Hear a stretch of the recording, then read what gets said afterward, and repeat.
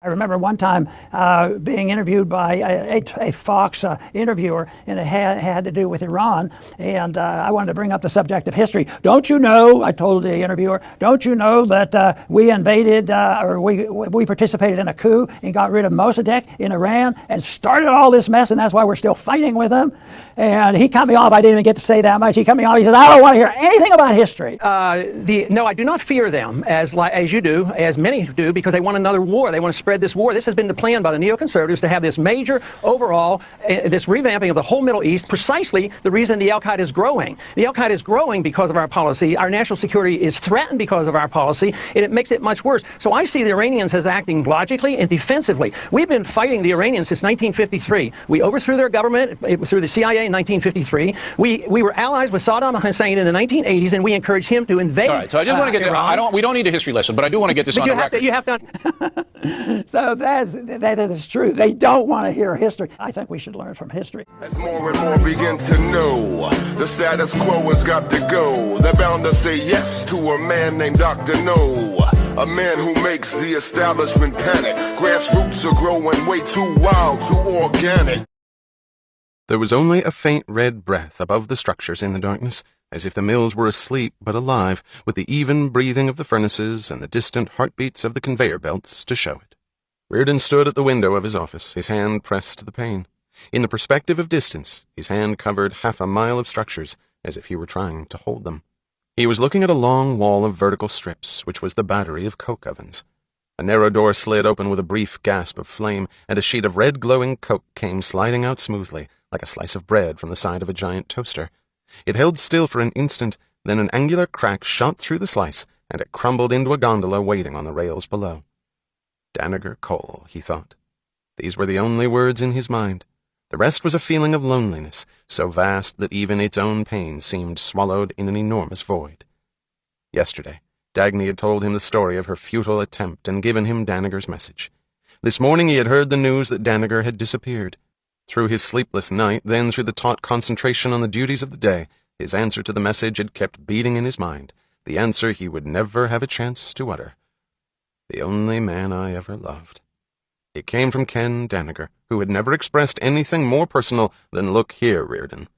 He thought, why had we let it go? Why had we both been condemned, in the hours away from our desks, to an exile among dreary strangers who had made us give up all desire for rest, for friendship, for the sound of human voices? Could I now reclaim a single hour spent listening to my brother Philip and give it to Ken Daniger? Who made it our duty to accept, as the only reward for our work, the grey torture of pretending love for those who roused us to nothing but contempt? We who were able to melt rock and metal for our purpose, why had we never sought that which we wanted from men?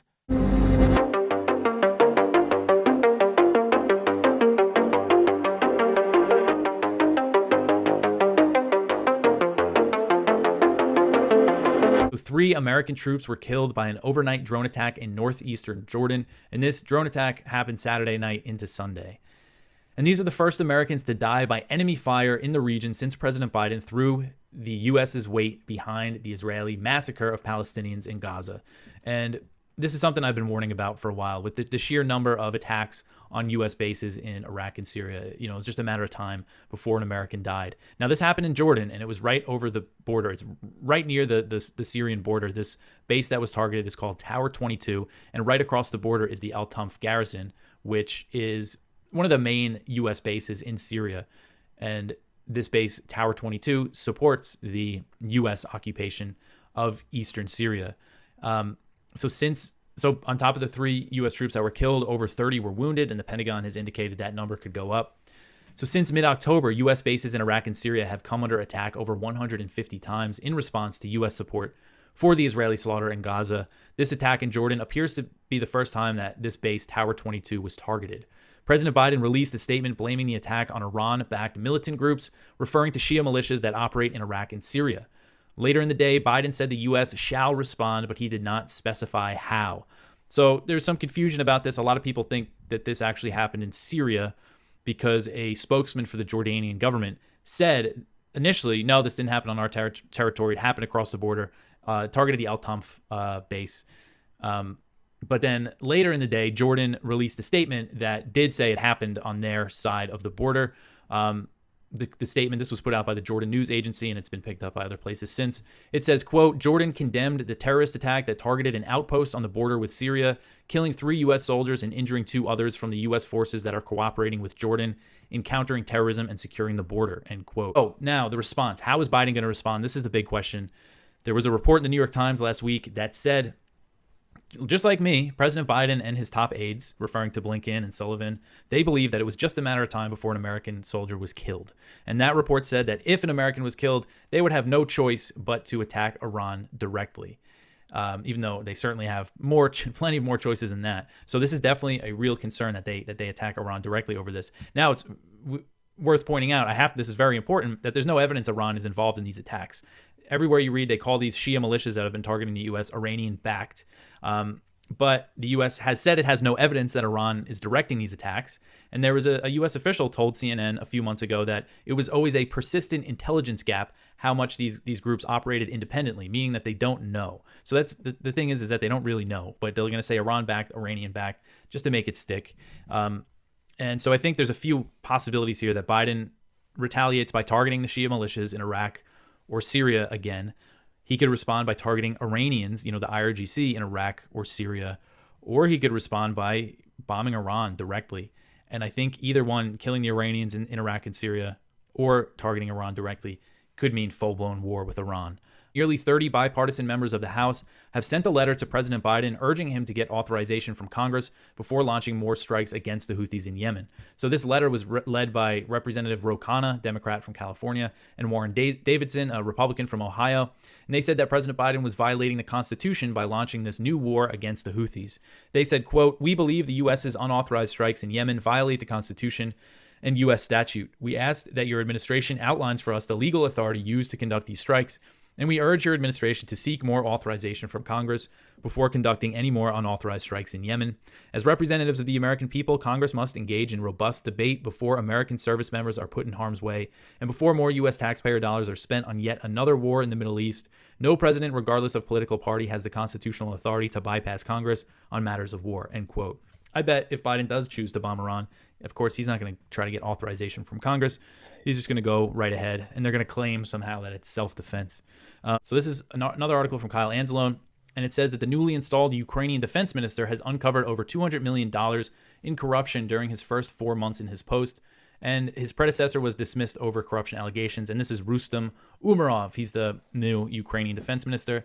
And he announced that an audit had uncovered $262 million in corruption. And the one example that he cited was a Ukrainian official who paid $40 million for 100,000 artillery shells that were never delivered. So it's embezzlement. And, this is just what the Ukrainian government is telling us.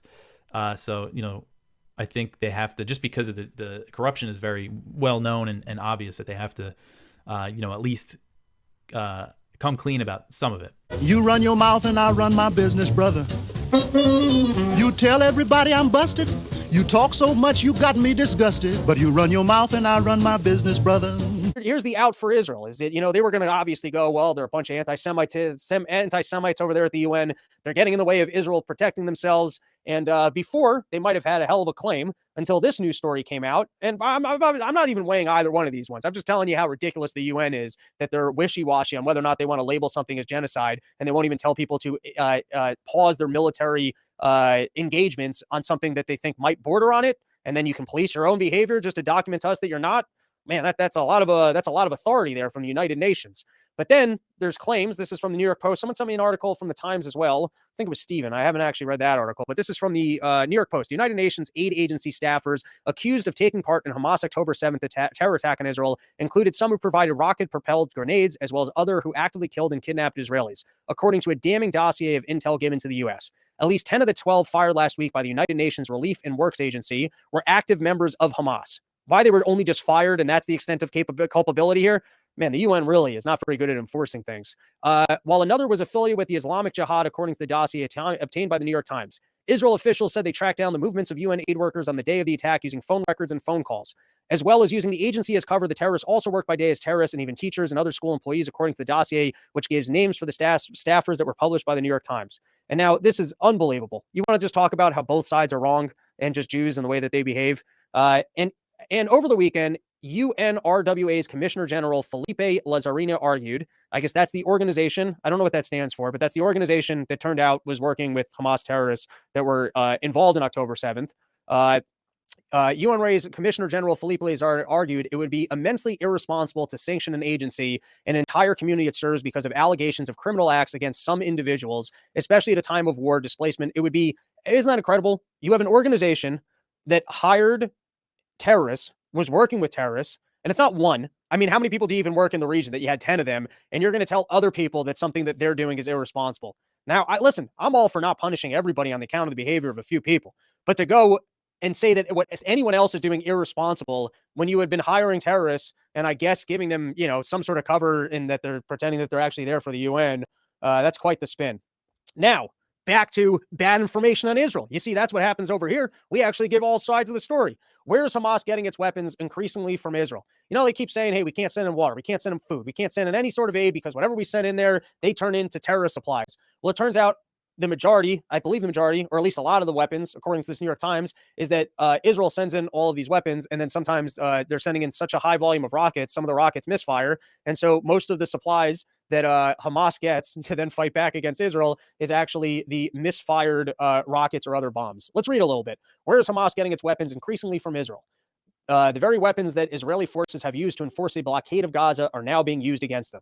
For years, analysts have pointed to underground smuggling routes to explain how Hamas stayed so heavily armed despite an Israeli military blockade of the Gaza Strip. But recent intelligence has shown the extent to which Hamas has been able to build many of its rockets and anti-tank weaponry out of the thousands of munitions that failed to detonate when Israel lobbed them into Gaza.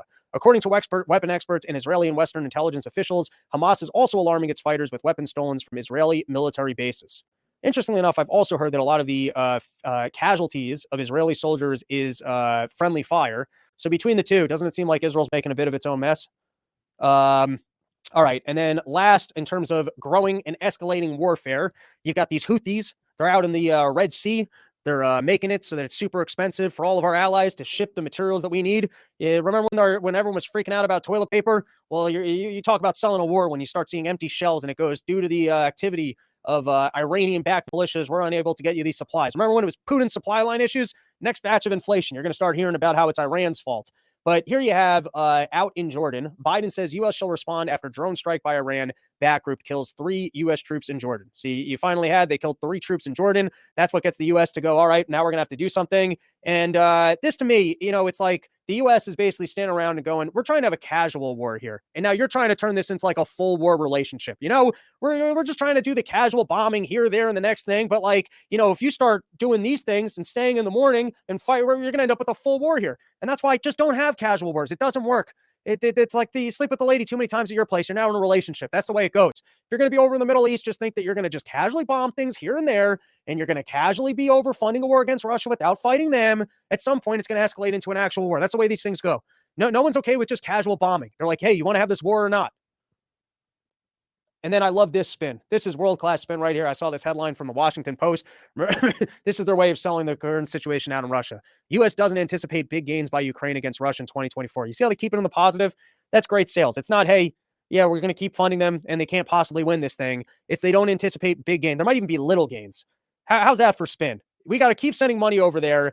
They don't expect big gains, but it's not like they're losing. Don't tread on us. I want to start with the definition of social justice, because flimsy definitions is how they can justify the passage of any law. When I'm talking about social justice, I'm referring to justice in terms of the distribution of wealth, opportunities, and privileges within society.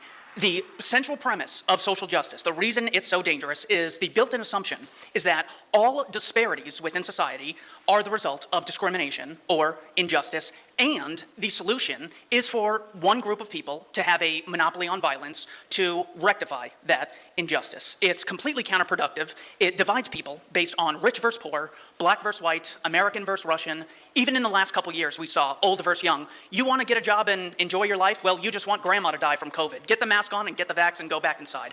So switching from arbitrary divides, age, gender, nationality. The true divide that the Free State Project does such a great job in promoting are the people in the world who achieve their ends through voluntary exchange and those who achieve their ends through violence or threats thereof. This assumption is, by the way, held by almost all university professors, the Democratic Party, many Republicans, corporate marketing campaigns, Hollywood, and basically everyone in the corporate press. So, I want to start off with a little trivia. What do the following names have in common? Dylan Noble, Margarita Victoria Brooks, Robert Sycon, Chad Michael Breinhold, Daniel Schaefer, Zachary Hammond, Tony Timpa, Kelly Thomas, Justine Damond, Ashley Babbitt, and Duncan Lemp. What do those names have in common? Unarmed whites murdered by the police. Now, if you are a social justice advocate, what's really important is the race of these people. If you are one of us, you realize that the central issue is some people claiming the right to initiate violence against others. I didn't think of wind in an outside speech. Okay. In the case of Kelly Thomas, a homeless man diagnosed with schizophrenia who lived on the streets of Fullerton, California. He died 5 days after being severely beaten by 6 members of Fullerton Police Department, who he encountered on July 5th, 2011. Medical records show that bones in his face were broken and he choked on his own blood. The amazing thing is this is all caught on security camera. On January 13th, 2014, Ramos and Cincilli were found not guilty on all charges, while the trial for the third officer, Wolf, was pending. The case of Tony Timpa. On August 10th, 2016, Tony Allen Timpa, an unarmed 32-year-old man, was killed in Dallas, Texas by police officer Dustin Dillard. Officer Dillard pushed his body weight onto Timpa for 14 minutes after he was already restrained. Again, all on his body cam. And officers ignored pleas from Timpa that he was in pain and was afraid he was going to die. Timpa's death was ruled a homicide due to extreme physical exertion. Cops were not arrested. This is an example of why this should not be a racial issue at all. But unfortunately, the corporate press makes it so. If you type in the name George Floyd into TikTok, you can get 5.4 billion views of all the views from all the videos with that hashtag. If you spell his name wrong, you get 4.4 million views from the collective videos. The name Tony Timpa yields 0 results. People think it's about race. It's a complete distraction. So, all I gave were anecdotes. What about the science? I can hear Tony Fauci screaming in the distance. July 2017, a man named Roland Fryer, one of the youngest economists to get tenure at Harvard, published an empirical analysis of racial differences in police use of force throughout 18 cities. His conclusion: on the most extreme use of force, officer-involved shootings, we find no racial differences in either the raw data or when contextual factors are taken into account. Washington State University published the reverse racism effect. Are cops more hesitant to shoot black than white suspects? Turns out, according to them, police were 3 times less likely to shoot unarmed black suspects than white suspects. We need to not make this a racial issue at all. Findings summarized by Wilfred Riley of Kentucky State University. Serious empirical analysis done by everyone from myself to the Manhattan Institute's Heather McDonald to killedbypolice.net, an entire web resource set up to study this topic, invariably concluded that fewer than 1,200 people of all races and sexes are killed annually by American police officers. In a typical year, such as the representative year of 2015, roughly 250 of these people were black. It's true that the black percentage of individuals killed by police of 22% is slightly higher than the 13% representation of blacks in the US population. However, this roughly 10% gap is wholly explained by the fact of black crime rate, violent crime rate, arrest rate, and police encounter rate, all significantly higher than the equivalent for other races. There is no evidence for any of the Black Lives Matter claims. It turns out, Skeptic Magazine asked people, how many unarmed black men a year? I mean, we've seen Eric Garner, that absolute tragedy, George Floyd. How many times a year does this happen? Overall, nearly half of surveyed liberals, 44%, estimated roughly between 1,000 and 10,000 unarmed black men were killed, whereas 20% of conservatives estimated the same. In 2019, the Washington Post found 41 unarmed people were killed by police, 9 were black, 19 were white. Another example of why we should not have this disparity as something to focus on. Turns out, same Washington Post research, an overwhelming majority of people shot and killed by the police are male, over 95%.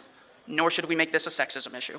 More than half of the victims were between 20 and 40. Reject ageism, reject sexism, and reject racism. The progressive sees, okay, we get one group to have a monopoly on violence. They give you orders, you have to obey them. You don't obey them, they have the right to shoot you. And they're like, oh, I bet this is about skin color, isn't it? They're completely missing the entire principle of the issue.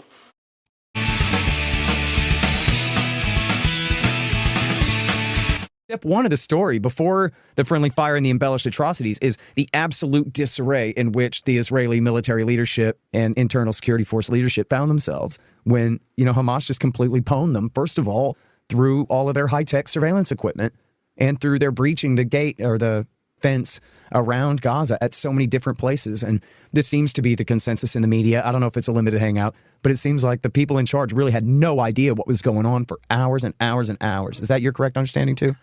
I mean, that's definitely what the Ynet article says, and it certainly seems credible. It was a known thing among people that follow Israel's security that they had become increasingly reliant on technology. And, there are those of us, including myself, that are skeptical of being too reliant on technology.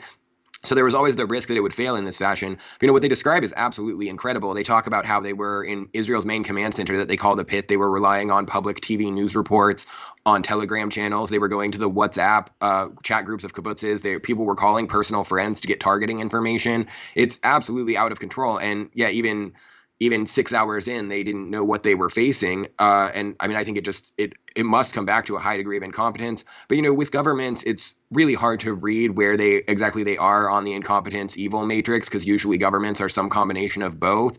But I really don't think that, I'm not one of these people that believes that Israel wanted this to happen and intentionally let it happen for an excuse to, attack Gaza, especially because they never seem to struggle to find an excuse to attack the Palestinians if they're so inclined.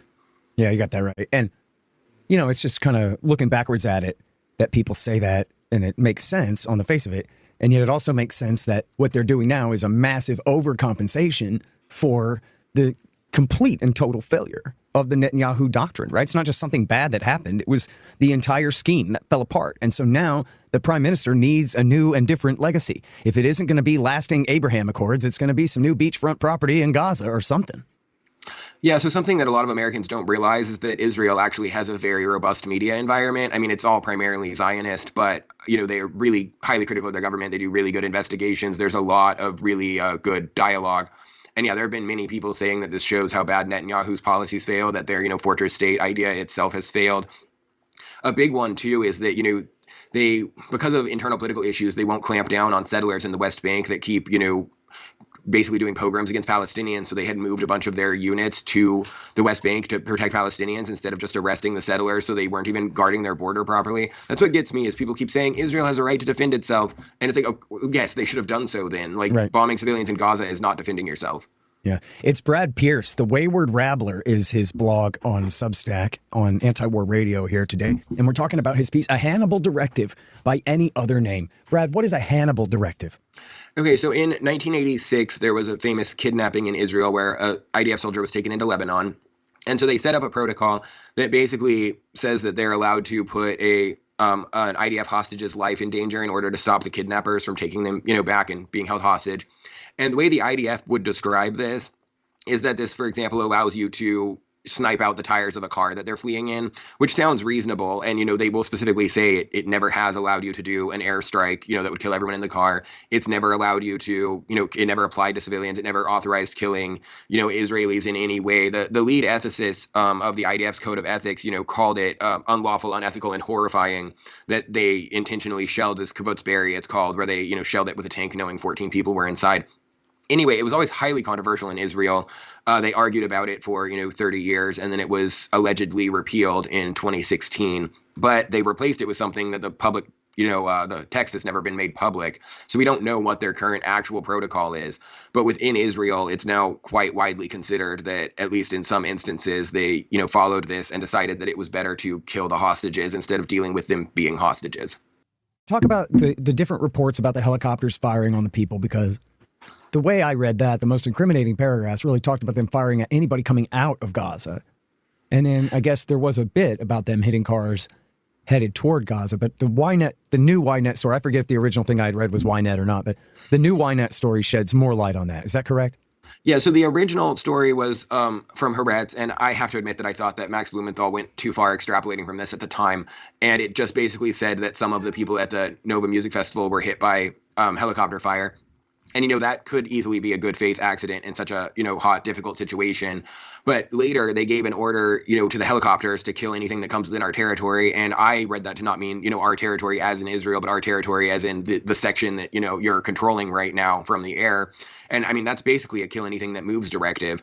And then they said that they later claimed that the Hamas people had been trained to not run from the helicopters because it would cause people to think that they were Israeli civilians, which, I mean, that hardly makes sense except as an excuse for having shot a bunch of people that you shouldn't have or something.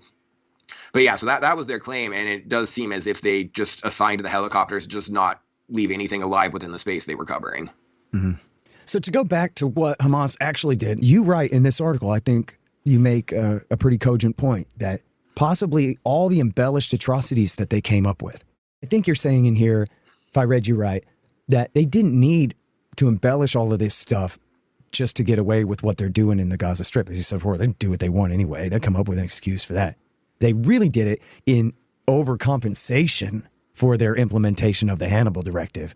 This is really what they were changing the subject from, was the Hannibal Directive, which if the public had found out immediately about that, things might have been quite different.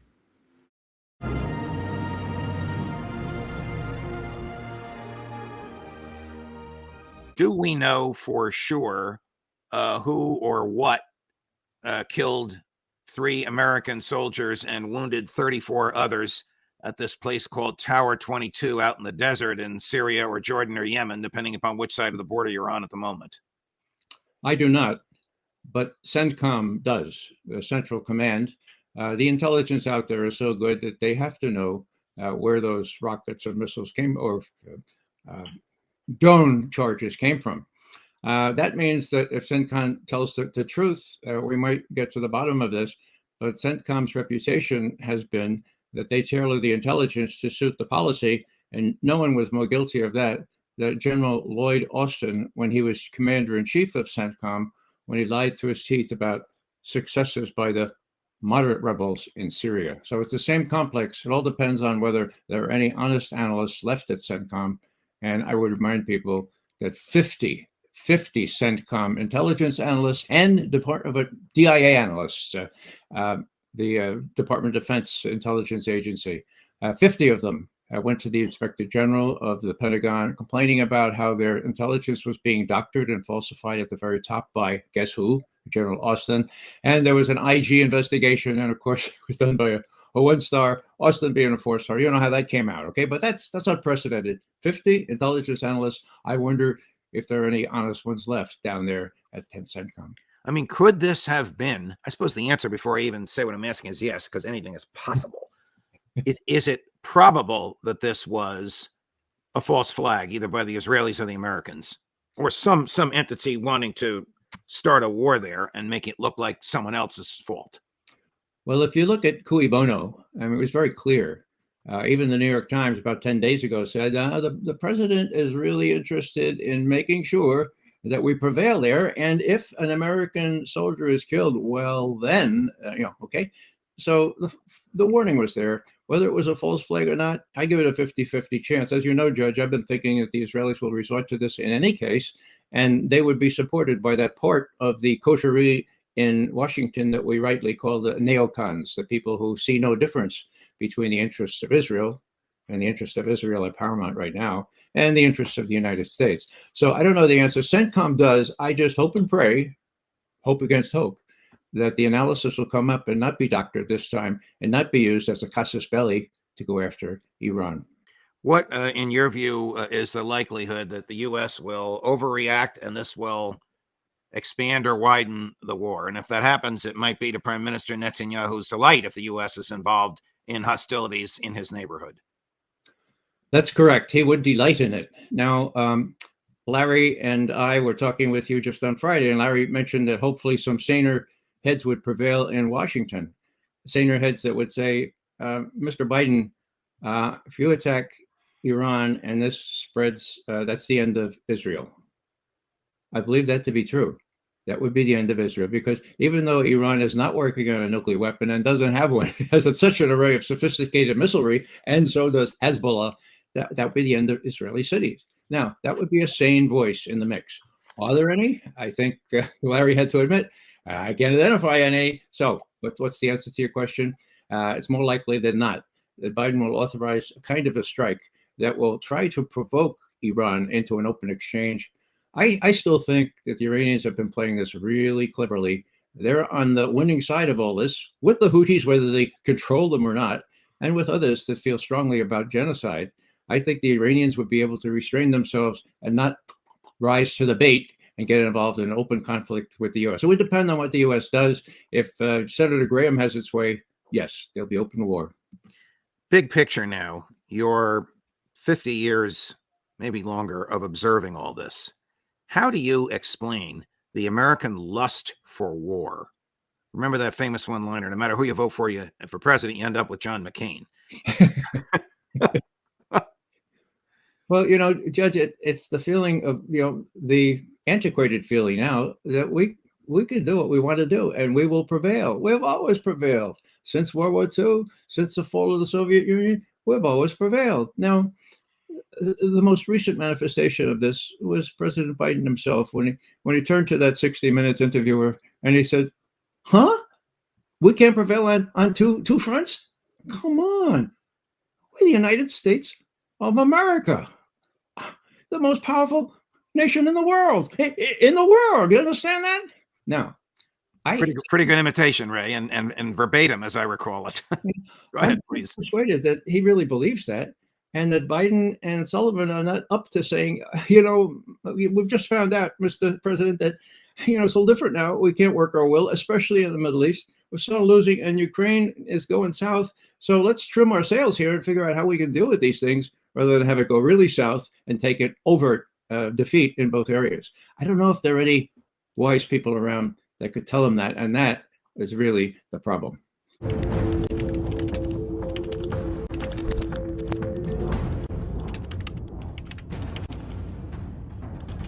And I am talking today about the Supremacy Clause, an introduction to Article 6 of the Constitution, something that it seems like everybody's talking about a little bit these days, but almost everyone seems to get it wrong. They ignore or miss part of the Supremacy Clause, and it gives it a whole different view. Here, for example, from Cornell Law School, they say Article 6, Paragraph 2 of the U.S. Constitution is commonly referred to as the Supremacy Clause. It establishes that the federal Constitution and federal law generally take precedence over state laws and even state constitutions. So it's basically the general concept that as long as the federal government passes something, it takes precedence over state law all the time. And really, most people just really kind of read it like that. They say federal law is always supreme, or federal law is always supreme if the states try to do anything that conflicts with it or interferes or gets in the way, anything that even remotely looks like the states are doing something that the feds are claiming the power to do, it's automatically federal law is always supreme. But this couldn't be more wrong. And I think it's important to start out by reading this paragraph from Article 6 of the Constitution.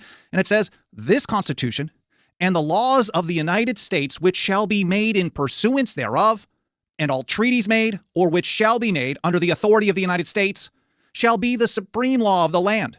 And the judges in every state shall be bound thereby, anything in the Constitution or laws of any state to the contrary notwithstanding."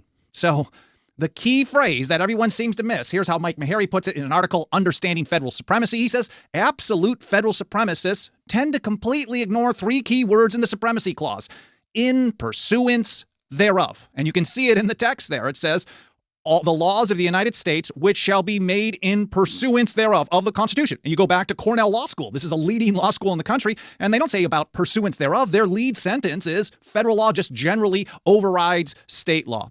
Meharry continues. He said, the clause does not read, "This Constitution and any old act Congress decides to pass shall be the supreme law of the land," but that's how most people read it.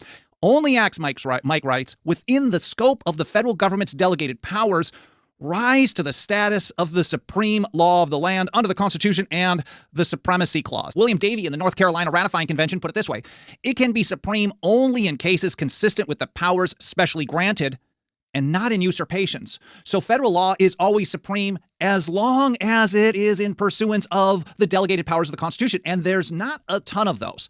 We also have some of the top legal minds. For example, James Iredell, who was nominated to be one of the first associate justices on the Supreme Court by George Washington. Here he is in the North Carolina Ratifying Convention. He says, what is the meaning of this? Talking about this Supremacy Clause. There was some debate about this in North Carolina specifically. He said, what is the meaning of this? But that as we have given power we will support the execution of it. That's the description of what they are saying, why they did this. So if you're going to have the federal government have the ability to do stuff in a certain sphere, it has to have the ability to just do it. That's the whole point. He said we should act like children to give power and deny the legality of executing. You can read the whole thing. It'll be linked in the show notes, but it's a pretty nice take there. He says, then when the Congress passes a law consistent with the Constitution, it is to be binding on the people.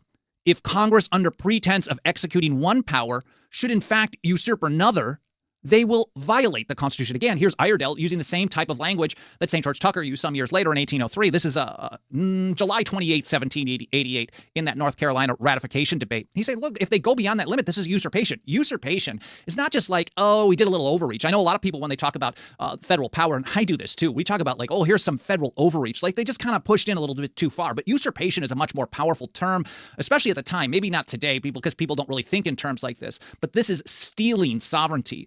Usurpation of power is a nasty thing. St. George Tucker also in that same book referred to it as treason against the sovereignty of the people. So an exercise that of power that is not delegated is a usurpation. Here's Governor Johnston in North Carolina that same date. He says, I do not know. There was some debate over the use of the term pursuance, like, oh, this is hard to define. And he says, I do not know a word in the English language so good as the word pursuance to express the idea meant and intended by the Constitution. Can anyone understand the sentence any other way than this? When Congress makes a law in virtue of their constitutional authority, it will be an actual law.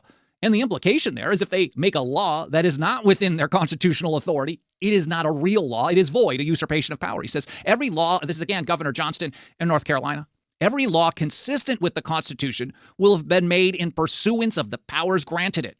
Every usurpation or law repugnant to it cannot have been made in pursuance of its powers. The latter will be nugatory and void. This is Hamilton, I think. He said, but it will not follow from this doctrine that acts of the large society which are not pursuant to its constitutional powers, but which are invasions of the residuary authorities of the smaller societies, will become the supreme law of the land. Again, even Hamilton, this is Federalist 33, which will be linked to in the show notes. These will be merely acts of usurpation and will deserve to be treated as such. And that gets a little bit into what I was getting at just a moment ago, talking about Iredell and Johnston. You know, if an act of usurpation is void, again, they're going to try to do this from time to time. The structure of the Constitution was supposed to limit that, at least for a period of time, according to Benjamin Franklin, and then eventually it wouldn't do it because you can't rely on words on paper to do the job. It's up to the people. And if the people are corrupt, then they're going to put corrupt people in power who do all kinds of nasty stuff. But ultimately, the way that you deal with an act of usurpation is you recognize that it is void. It is not law. It is not an actual law.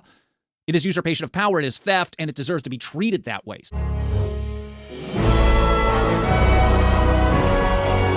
I keep trying to figure out the people that have control of our foreign policy, are they crazy or mentally ill or just what? Or are they conspiring to do something and they're totally naive?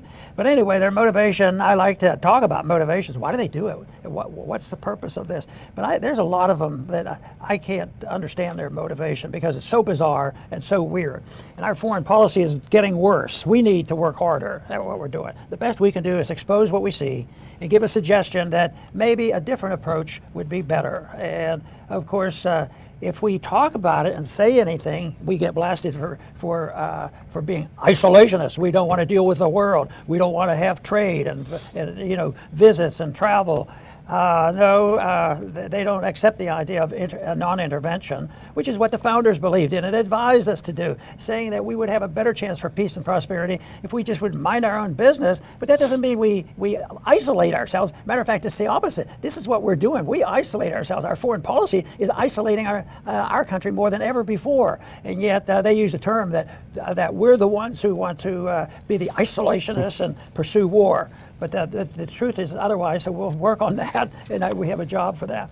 But there was a big event yesterday, and it caught the attention of all the media, though there's been events like this have been similar. They've been worse, but for some reason somebody needed a little bit of action, and the action, the media had got the action because that's all they talked about for the last 36 hours, and that is dealing with the 3 American troops killed in a drone attack in Jordan. Oh, I wonder what they were doing there. Yeah. I wonder if they were authorized to go there and start a war. We'll have to ask Biden. Yeah, he'll know. Why he sent them over there. I mean, 3 American troops killed, but not many people will ask the question of what in thunder are they there. But I think there's been a map around. I hope we get to see it, showing where we are. I mean, it's so extensive. The only thing when I look at this, and I wanted to get discouraged, is I look at it and more people are saying, they're asking the same questions we are. Why are we there? Why are we spending money in Ukraine? At the same time, we could use a little bit of help on our own borders. But people are talking that way. Yes, so I would think that eventually truth wins out. But, there's the establishment that would deal with our wise professors, our media, most journalists, except for the few that we know, are all there to distort what's going on. And that is a real challenge. But this of course, is another example of what we warn about, things getting out of control, the unintended consequences, how long are they going to last, how many people die, how much money it costs, all these things. And, it's a shame to be right on this stuff. Yemen and said, stop blocking these ships. And Yemen said, we're going to block Israeli ships going into Israeli ports. And Washington said, well, we're going to bomb you if you do. And they say, we don't care, we're going to keep doing it. And so that's the case here. And it will be the case in Iran, but on a bigger scale. We can't just tell people to jump and they say how high anymore. But nevertheless, they're pretending like the world hasn't changed. Let's go to this next clip, because this is John Kirby, the spokesman of the National Security Council. And here is him saying, we have prepared various retaliatory options to respond to Iran's attacks. Now, it wasn't Iran, it was Iraq, okay, and presenting them to the president, waiting for his approval. We do not want to enter into a full-scale war with Iran, but we will take all necessary measures to protect our security and interests. And I would add, with the exception of pulling the troops out, which would actually secure them. But here's the point I wanted to make, and I made it in an update that I sent to our subscribers last night for the Ron Paul Institute. And that's if you look at this next picture. So the Hawks want the U.S. to bomb Iran now because Iraq sent in a missile to Syria to tell us to leave. Now, this is a map telling you all the American troops that are stationed within Iranian missile range in the region. And you're looking at about, I would say, 30 to 40,000 U.S. troops. If the U.S. attacks Iran over an Iraqi drone hitting American troops in Syria, these 36 to 40,000 Americans will be directly targeted by Iran in retaliation. It is such an unbelievably dangerous and foolhardy move that I think any member of Congress or any senator that suggests that it should happen should be drummed out of office for wanting to sacrifice this many troops. Yeah, that picture you had up there is perfect to make the point that this intervention doesn't make any sense. It is aggression, and it's illegal, and it's far more than most Americans would think. The Americans are waking up because they heard that we were wasting money in Ukraine. Yeah. But we waste money all over the world, and if anything settles down, we're ready to go someplace else. Yeah. I mean, this argument about the funding in the Congress right now, they're trying to get funding to make sure we can fight China. Yeah. Yeah. That whole thing. But I keep thinking, and you made a point because you made the suggestion on who did what. Well, what if Iran actually didn't have a lot to do with this? I mean, they don't even ask the question because that would ruin their whole program. Ruin the party. We've taught people how to hate all these years. We started off in 1953, and we're not going to let up. And until they behave themselves and become good Democrats. That's what they're waiting for. So that is a shame, but it will come to an end because we have a bankrupt moral and financial system, and our foreign policy, it doesn't make much sense. He tried to choke the words in his mind, knowing that it was useless to think of them now. But the words were there, and they were like words addressed to the dead. No, I don't damn you for leaving, if that is the question and the pain which you took away with you. Why didn't you give me a chance to tell you? What? That I approve? No, but that I can neither blame you nor follow you. Closing his eyes, he permitted himself to experience for a moment the immense relief he would feel if he too were to walk off, abandoning everything. Under the shock of his loss, he felt a thin thread of envy. Why didn't they come for me too, whoever they are, and give me that irresistible reason which would make me go? But in the next moment his shudder of anger told him that he would murder the man who'd attempt to approach him. He would murder before he could hear the words of the secret that would take him away from his mills. It was late. His staff had gone, but he dreaded the road to his house and the emptiness of the evening ahead. He felt as if the enemy who had wiped out Ken Danager were waiting for him in the darkness beyond the glow of the mills. He was not invaluable any longer, but whatever it was, he thought, wherever it came from, he was safe from it here, as in a circle of fires drawn about him to ward off evil. He looked at the glittering white splashes on the dark windows of a structure in the distance. They were like motionless ripples of sunlight on water. It was the reflection of the neon sign that burned on the roof of the building above his head, saying, Reardon Steel. He thought of the night when he had wished to light a sign above his past, saying, Reardon Life. Why had he wished it? For whose eyes to see? He thought, in bitter astonishment and for the first time, that the joyous pride he had once felt had come from his respect for men, for the value of their admiration and their judgment. He did not feel it any longer. There were no men, he thought, to whose sight he could wish to offer that sign. He turned brusquely away from the window. He seized his overcoat with the harsh sweep of a gesture intended to jolt him back into the discipline of action. He slammed the two folds of the overcoat about his body. He jerked the belt tight, then hastened to turn off the lights with rapid snaps of his hand on his way out of the office. He threw the door open and stopped. A single lamp was burning in a corner of the dimmed anteroom. The man who sat on the edge of a desk, in a pose of casual, patient waiting, was Francisco d'Anconia. Reardon stood still and caught a brief instant when Francisco, not moving, looked at him with the hint of an amused smile that was like a wink between conspirators at a secret they both understood, but would not acknowledge. It was only an instant, almost too brief to grasp, because it seemed to him that Francisco rose at once at his entrance, with a movement of courteous deference. The movement suggested a strict formality, the denial of any attempt at presumption, but it stressed the intimacy of the fact that he uttered no word of greeting or explanation. The clash between the Biden administration and Texas spilled out into the open last week when the U.S. Supreme Court ruled that federal authorities could remove razor wire that Texas Governor Greg Abbott had been installing along the border with Mexico to stop the millions of illegal immigrants from crossing over to the United States. This time, Abbott did not back down. Instead, he issued a statement declaring that an invasion under Article 1, Section 10, Clause 3 of the U.S. Constitution is underway and invoking Texas's constitutional authority to defend and protect itself. Here, Governor Abbott answers an important question I brought up back in my 1988 U.S. presidential run.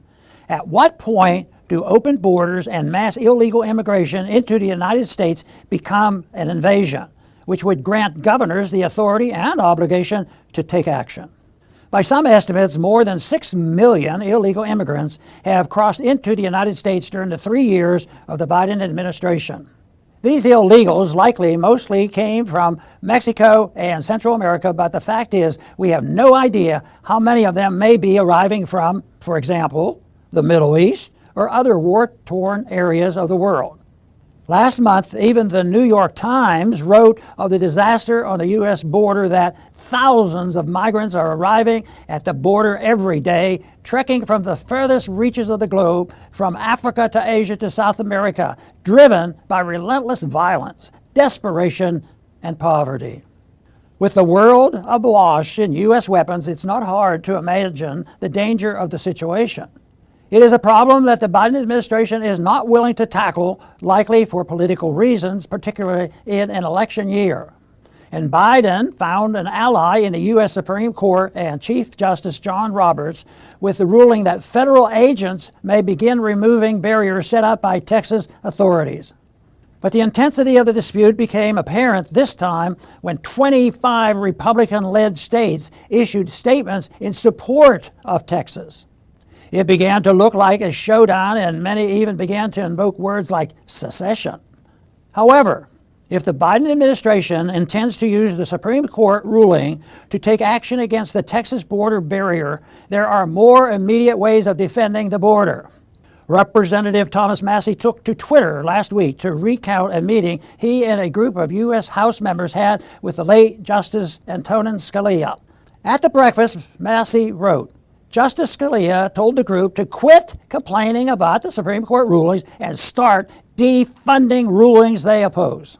As Massie explained in another tweet, Congress can render the 5-4 Supreme Court decision against Texas irrelevant by simply refusing to fund Biden's removal of border security measures.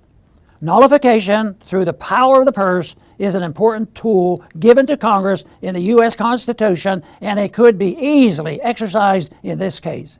Biden is clearly playing politics with the immigration crisis, claiming last week that as soon as Congress passes yet another immigration reform bill, one that includes $100 billion in military welfare for Ukraine, Israel, and Taiwan, he will take steps to address the border. Congress should reject this blackmail, and U.S. states should continue to take measures, including nullification of the Supreme Court ruling to protect against invasion. Thanks for listening.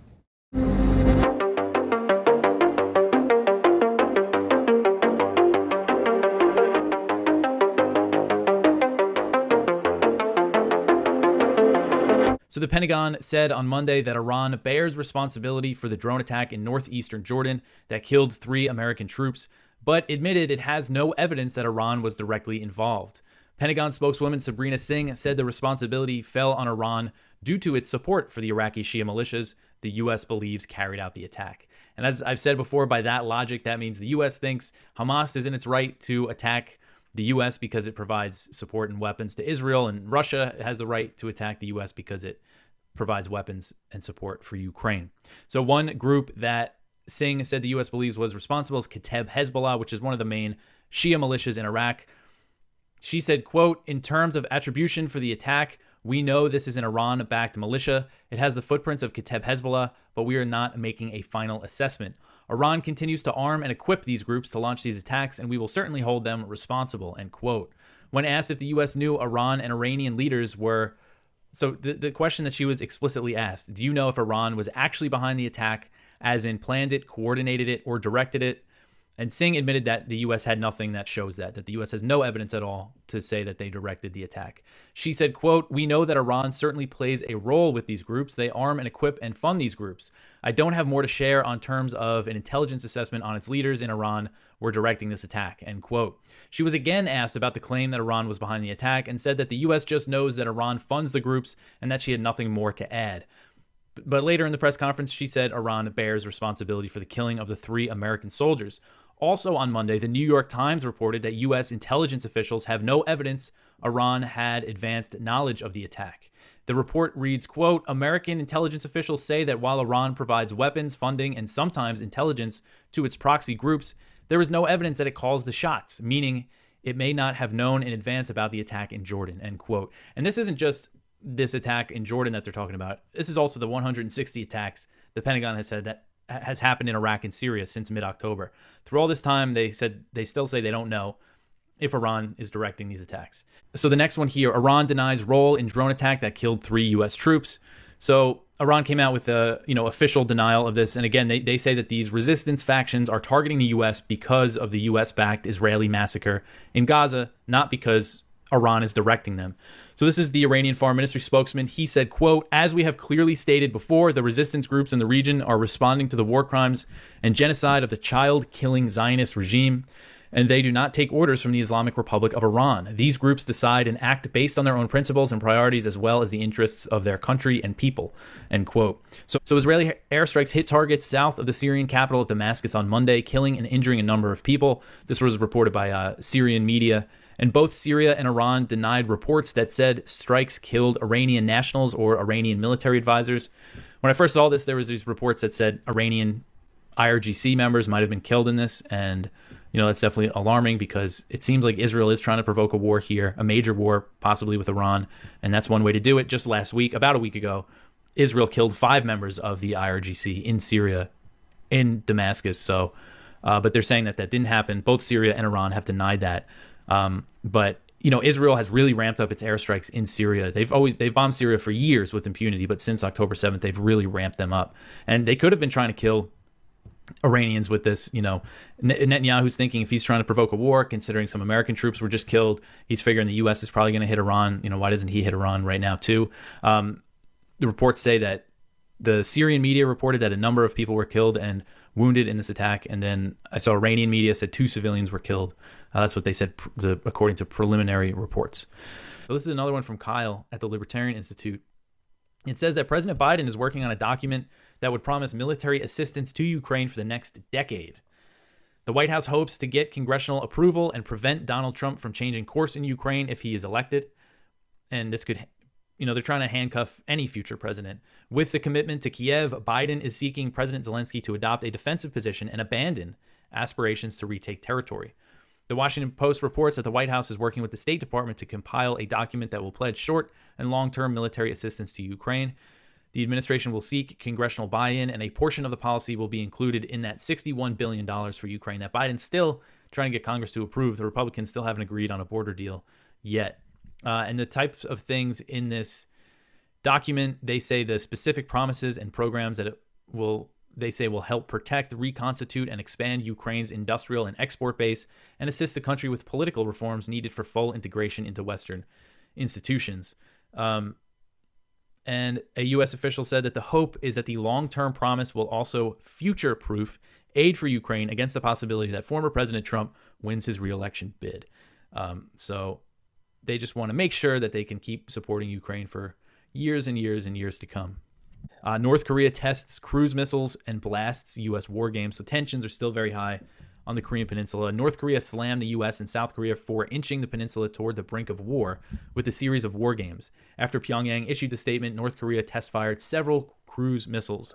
So in a statement published by North Korea's state media, Pyongyang warned Washington and Seoul of ruthless punishment if war broke out, and the statement highlighted 5 military drills between the U.S., South Korea, and Japan conducted this month. So Japan's been getting in on the action here.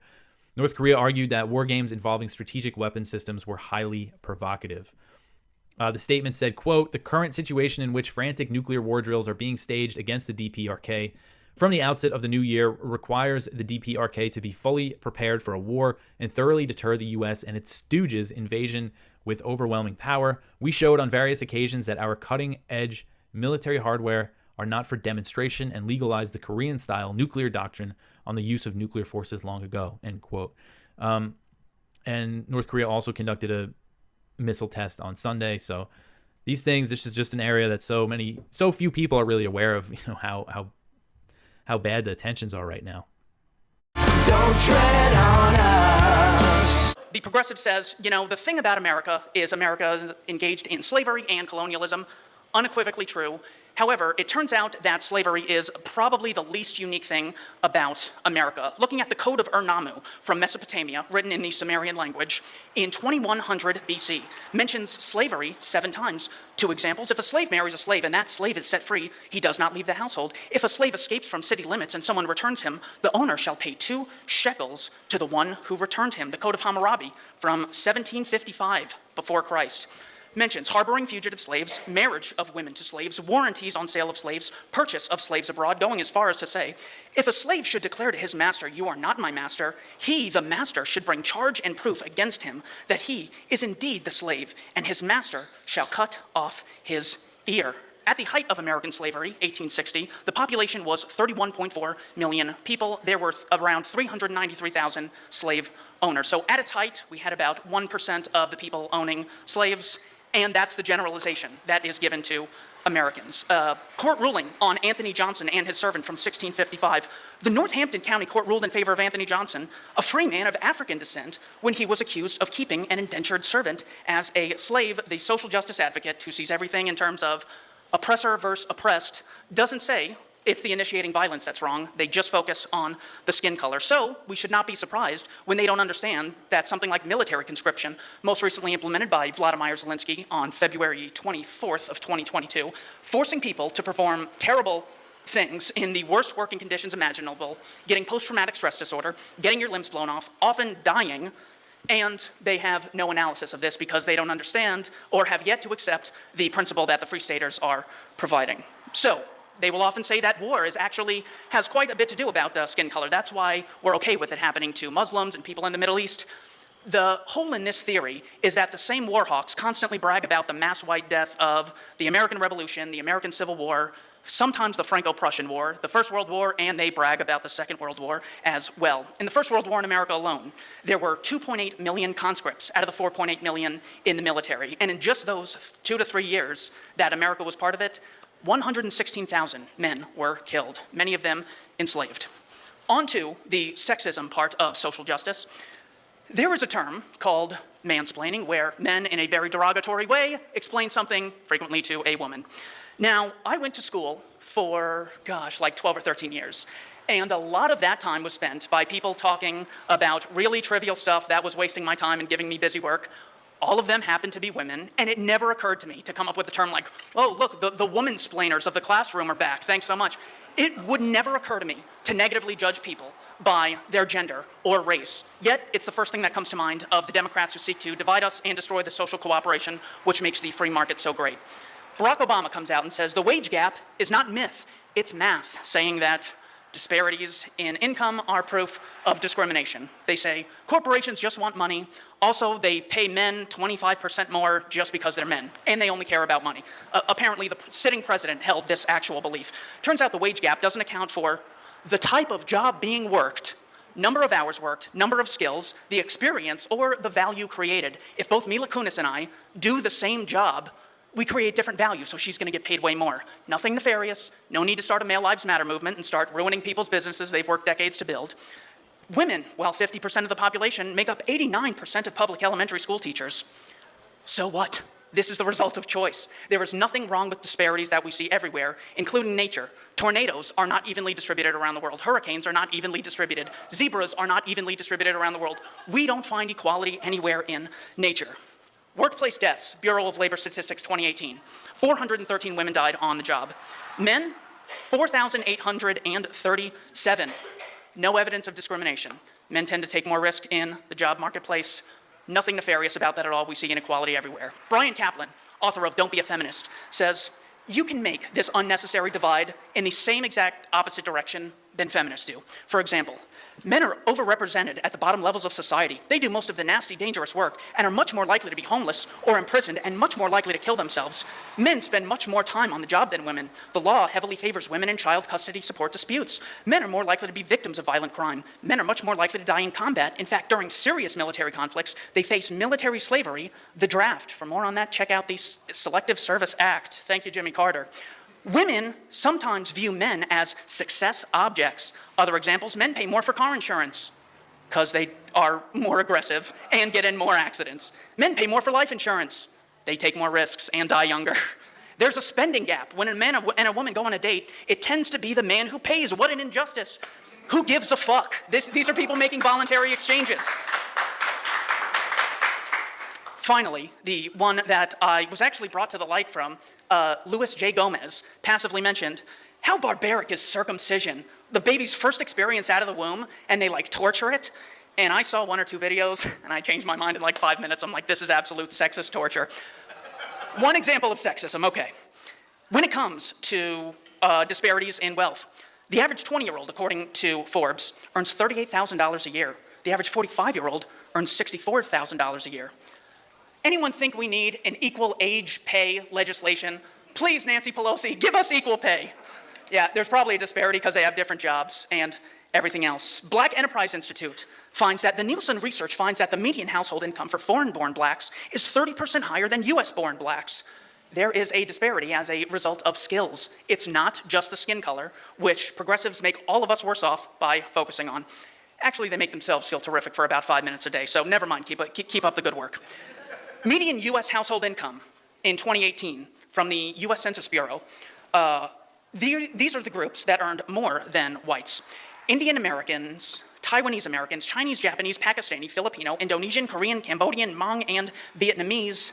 And we should not ever vilify people based on their income unless they get it through involuntary methods. There's also state inequality. Maryland, according to World Population Review, has a median household income of $87,000 a year, while Mississippi, $46,511. There is no reason Mississippians and Marylandians should hate each other or say, there's Maryland privilege, quick, grow the state again.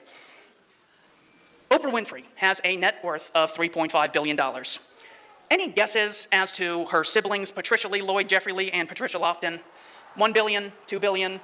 Turns out you can't even find it. It's so small. Unfortunately, one of them passed away. They also are extremely unequal in the amount of airtime that they got. These are people who are directly related and in many cases grew up in the same household, and we don't see equality between them. Yet the progressive says, we should see equality between all the groups and all the demographics and all the countries and all the ages. We would never expect that. Barack Obama, roughly around $70 million net worth, loved by millions, gets to murder people and get away with it, and gets a Nobel Peace Prize. His brother, George Obama, lives in the slums of Nairobi, and's claim to fame was once interviewed by Dinesh D'Souza. There is inequality between families.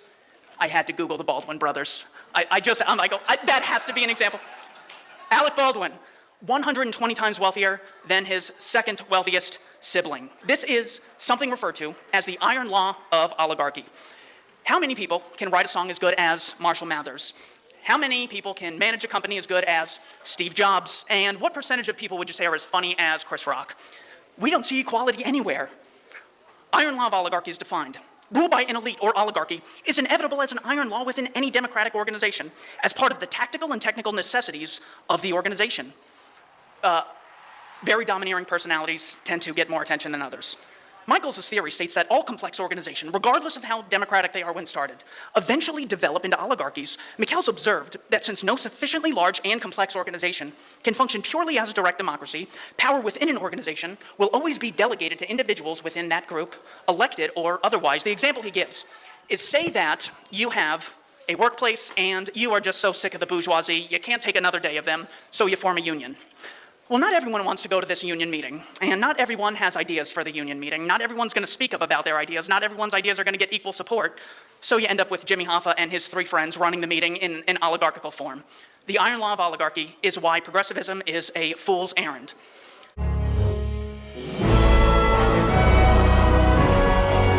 I guess if I were to be asked, I would say, well, you first have to ask the question, why do we have this mess? And recognize it is a real mess, and it's not going to be cured by waving a wand and saying, oh, but behave yourself, and we'll work at this, we'll have another conference, that sort of thing. That's not going to work. But I don't think they're going to come, and I've made fun of those who, and I mentioned it yesterday, that why don't you look to history? And I mentioned look into the history of Ronald Reagan. When he got into trouble, he did something he said he wouldn't do, but it was the best thing in the nation, and that was just get out of the way. And so he walks away from Lebanon, and he didn't suffer. He still remained the most popular president ever, and he probably saved lives by doing that.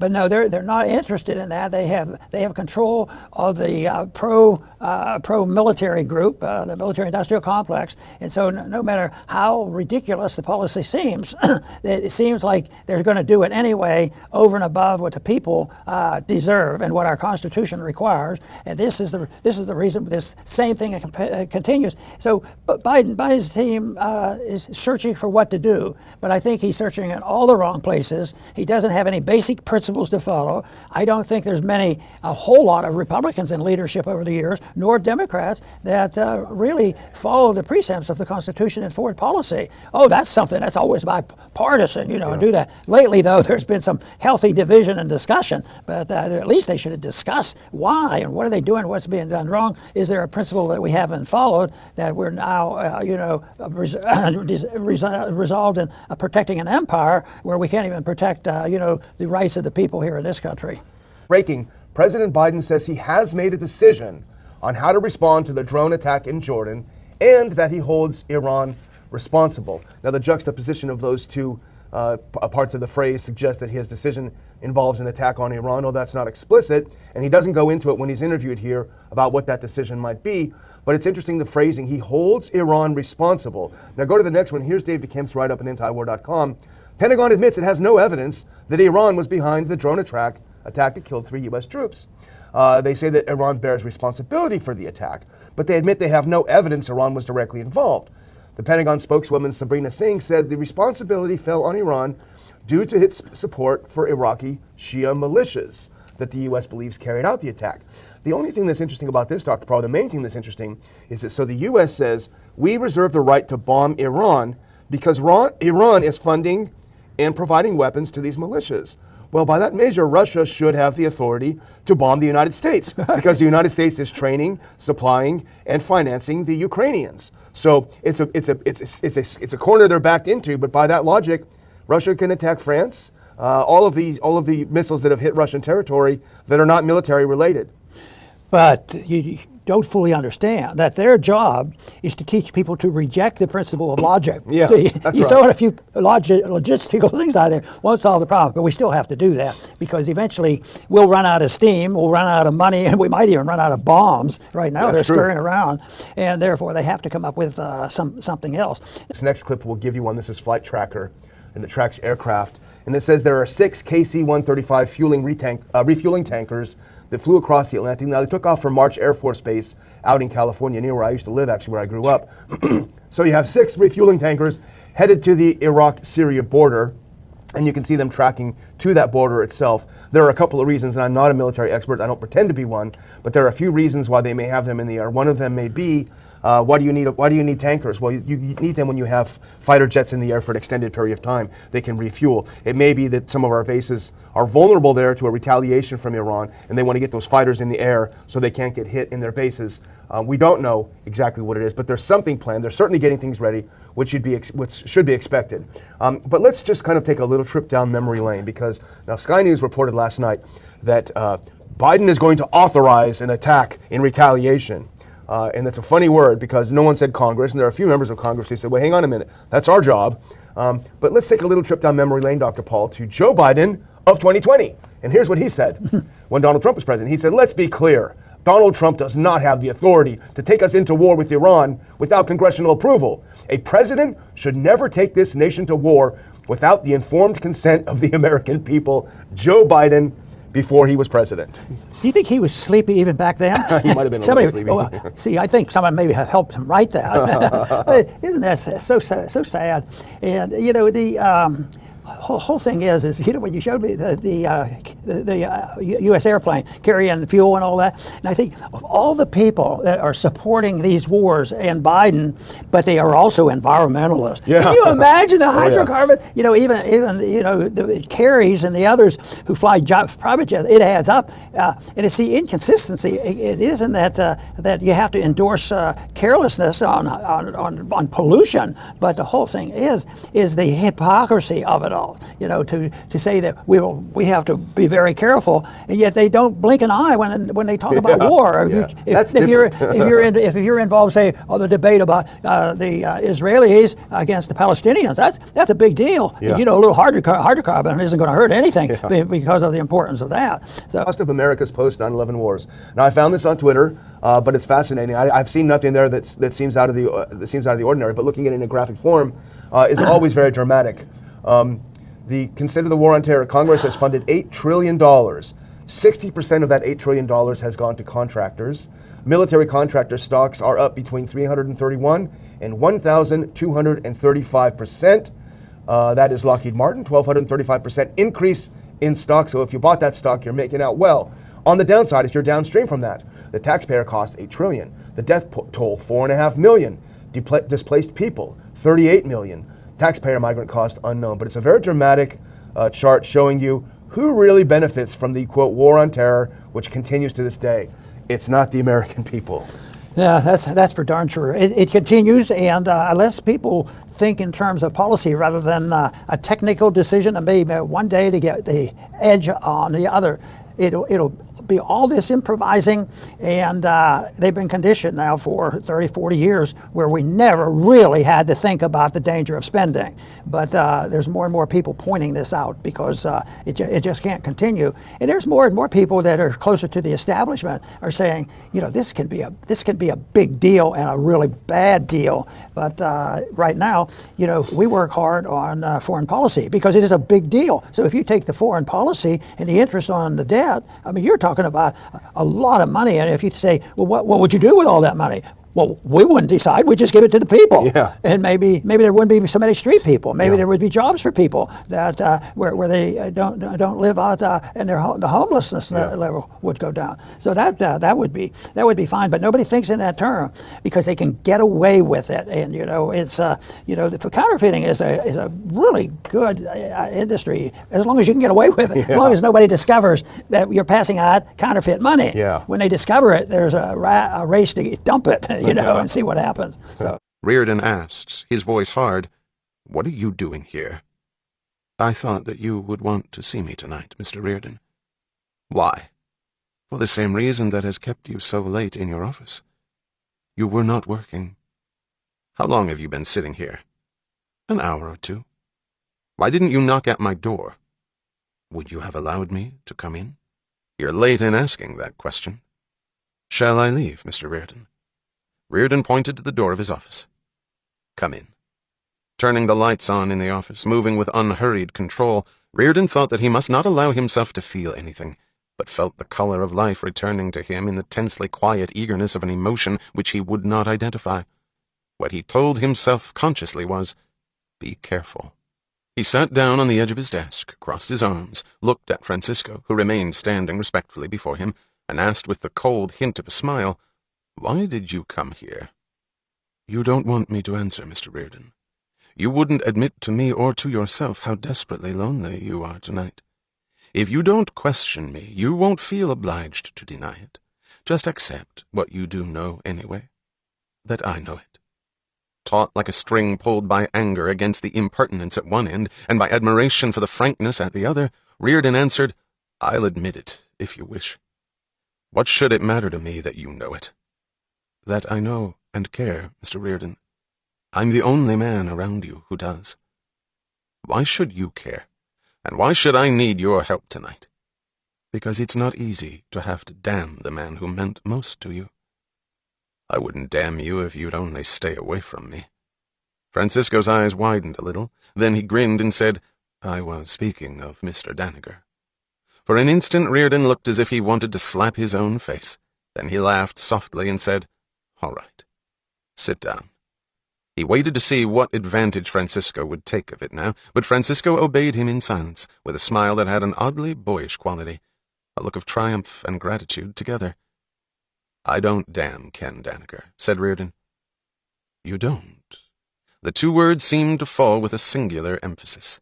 They were pronounced very quietly, almost cautiously, with no remnant of a smile on Francisco's face. No, I don't try to prescribe how much a man should have to bear. If he broke, it's not for me to judge him. If he broke? Well, didn't he? Francisco leaned back. His smile returned, but it was not a happy smile. What will his disappearance do to you? I will just have to work a little harder. Francisco looked at a steel bridge traced in black strokes against red steam beyond the window and said, pointing, Every one of those girders has a limit to the load it can carry. What's yours? Reardon laughed. Is that what you're afraid of? Is that why you came here? Were you afraid I'd break? Did you want to save me as Dagny Taggart wanted to save Ken Danager? She tried to reach him in time, but couldn't. She did. I didn't know it. Miss Taggart and I disagree about many things. Don't worry. I'm not going to vanish. Let them all give up and stop working. I won't. I don't know my limit and don't care. All I have to know is that I can't be stopped. Any man can be stopped, Mr. Reardon. How? It's only a matter of knowing man's motive power. What is it? You ought to know, Mr. Reardon. You're one of the last moral men left to the world. Reardon chuckled in bitter amusement. I've been called just about everything but that. And you're wrong. You have no idea how wrong. Are you sure? I ought to know. Moral? What on earth made you say it?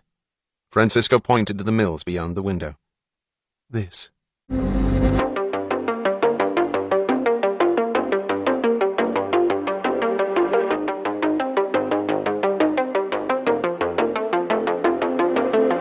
U.S. is considering targeting the Iranian military. So U.S. officials told Politico that options being considered include attacks on Iranian personnel in Iraq and Syria or striking Iranian naval assets. So they could bomb the IRGC in Iraq or Syria or bomb the Iranian Navy. And those things risk a huge escalation. This idea that because they're not going to, I guess they're thinking, all right, we won't bomb targets inside Iran. We'll hit the Iranians around the region. Like, that's not going to escalate things. I mean, you know, they're doing this and claiming that they don't want war, but this is what they're planning. And it says those are just some of the options being considered. But I saw that in a few I saw that in a few reports that's one of the options. So I am leaning toward that's probably what they're going to do, is target the IRGC in Iraq, Syria, or hit the Iranian Navy. And John Kirby, the White House National Security Council spokesman, he said that it was very possible that the U.S. would carry out what he called a tiered approach, not just a single action, but potentially multiple actions, signaling that the U.S. could carry out strikes for multiple days, that this could be not just one round of airstrikes, but a pretty significant attack. And I'm guessing if they targeted the Iranians, they would also target the Shia militias as well. So again, while the U.S. is considering an attack on the Iranian military, they're also claiming that they don't want war, that they don't want a wider war in the Middle East, that they don't seek escalation. But President Biden has already launched a wider war in the region by bombing the Houthis in Yemen 10 times since January 12th and launching several rounds of airstrikes in Iraq and Syria. They've done that already against the militias. And every time they do it, each strike, they say, oh, we don't want escalation. This is for deterrence. Well, it's deterred nothing. Tensions have only increased. Now American troops have been killed. So, if they go with some big attack on Iranian assets in the region, this could mean war. Kateb Hezbollah, which is one of the main Shia militias in Iraq, they have announced that they are suspending operations against U.S. troops in Iraq and Syria. Kateb Hezbollah said in a statement, quote, "We announced the suspension of military and security operations against the occupation forces," end quote. The group said that it was suspending these operations because it did not want to cause embarrassment to the Iraqi government. So it sounds like they're saying they're stopping this because the Iraqi government wants them to stop, and they're right now negotiating a potential U.S. withdrawal from Iraq. But the timing, right after this drone attack is interesting. And the Pentagon has said it's going to ignore this announcement, which isn't a surprise. They said, actions speak louder than words. American troops are already dead. Now, the U.S. has said that this attack that killed the 3 Americans had the footprints of Kateb Hezbollah, but they have not officially blamed Kateb Hezbollah. So Kateb Hezbollah, they were founded in 2003 after the U.S. invaded Iraq, and they were actually on the same side as the U.S. in the war against ISIS when ISIS, actually controlled a lot of territory. And Kateb Hezbollah is part of the Popular Mobilization Forces, which is a militia coalition that's part of Iraq's security forces, that's part of the Iraqi military, that falls under the command of the Iraqi government. And the U.S. has been bombing the PMF recently. So it just shows just what a mess the whole situation is and what a mess U.S. intervention in Iraq is. So this is part of the reason why the Iraqi government has been so angry at the U.S. over these airstrikes, is because they actually killed a deputy PMF commander. And when the U.S. killed Qasem Soleimani, the Iranian Quds Force commander, in 2020 in a drone strike in Baghdad, he was killed alongside, I forget his full name, but Al-Muhandis. Al-Muhandis was he was a deputy commander of the PMF, and he was the leader of Kateb Hezbollah at the time. The EU, and this was reported by Financial Times, the EU is planning to sabotage Hungary's economy if Hungarian Prime Minister Viktor Orban blocks a 50 billion euro aid package to Ukraine at a summit of EU leaders that will happen on Thursday. The plan has been outlined by EU officials in a document obtained by Financial Times, and it looks to exploit Hungary's economic weaknesses, hurt its currency, and scare off investors to hurt jobs and growth in the country. So that's what they want to do to Hungary, a fellow EU nation that does not want to go along with the proxy war in Ukraine. If Orban does not lift his veto of Ukraine aid, the EU plans to cut off all funding to Hungary. Without that funding, the document says that financial markets and European and international companies might be less interested in investing in Hungary, and that could quickly trigger a further increase of the cost of funding of the public deficit and a drop in the currency. An EU diplomat speaking to Financial Times admitted that the plan to pressure Hungary is blackmail. And in response to the report, Hungary's envoy to the EU said that Budapest does not give in to pressure and would continue to negotiate on the issue with the EU. And I know in some cases with some of the Ukraine stuff, Orban's held out a little bit, or sanctions on Russia, things like that, and kind of quickly gone along. But they've been trying to get this $50 billion euro aid package pushed through for a long time now. And I believe Slovakia's new leader has also said he's going to oppose this. So, if 2 countries are vetoing it, that could be more significant. Are they going to try to sabotage Slovakia's government too? So this 50 billion euro aid package that the EU wants to give Ukraine would be dispersed over 4 years, and this is supposed to basically fund the Ukrainian government. And Ukraine has said without this aid or without the American aid, if it doesn't get approved, they might have to make cuts to salaries for government workers. It could delay pensions. These are the kind of things that the U.S. and the EU have been funding in Ukraine, paying pensions for government workers and things like that. Here's Gerald Salenti with today's trends in the news. Whole spotlight on Chinese economic turmoil, where it's going, what's next, and what it means. Again, the property crisis, on and on. The Evergrande was forced to liquidate. And the number is up to almost 31%, depending on what numbers you're looking at, of China's GDP is real estate. And with every country is that when there was a boom, and they got a boom when that scumbag, murderous prick that every time he got caught with his pants down, Bill Clinton bombs way over Baghdad. You like the Yugoslav war? Yeah, one after another. He brought China into the World Trade Organization. He also gave us NAFTA, so all the manufacturing jobs went to cheaper countries. So China boomed. China's GDP was like this until they came into the World Trade Organization, then shot up. So it was overbuilt already. And then 3 years of zero COVID policy made a very bad situation much, much worse. So what it means, what the implications are, geopolitical, economic, and again, gold prices are still in the 2,030, 40 range. And again, they're holding on there. They're waiting to what the Fed's going to do. The guess is they're going to hold interest rates and they're going to start lowering them in March. And we say they're definitely going to lower them. The lower interest rates go, the stronger gold becomes because it's cheaper, because the value of the dollar goes down. So it's cheaper for other nations to buy gold. And the dollar's near its end anyway because of the big debt bubble that's ready to explode, 34 trillion. And then on the oil front, oil was trading in the $77 range. Now it's up to about $83 Brent crude. And again, if this war escalates with Iran and the United States and Israel, watch Brent crude go to above $130 a barrel, and that's going to crash equity markets and economies. This is a very dangerous time. And also in this Trends Journal, we're showing how just a few companies, a few of the stocks are driving up the markets. That's right. Only a handful. So this is very serious what's going on here. Yep. America keeps going to war as the nation keeps going to shit. And you know why? Because we got a bunch of shitheads running the country. Who's your favorite shithead? Who's your favorite shithead? I'm a repulsive kid. I'm a Democrat. I like Chucky Schumer. I like Adam Shit. Hey, how about Nancy Pelosi? No. I like little Lindsey Graham. Oh, that tough boy Cotton who loves war. Yeah, the cotton mouth. I was in the military. Yeah. Now let's see who else. Oh, Mitch McConnell. Dead in front of your fucking eyes. And now where's America going again? Ready to go to war. It's the war horses are on parade.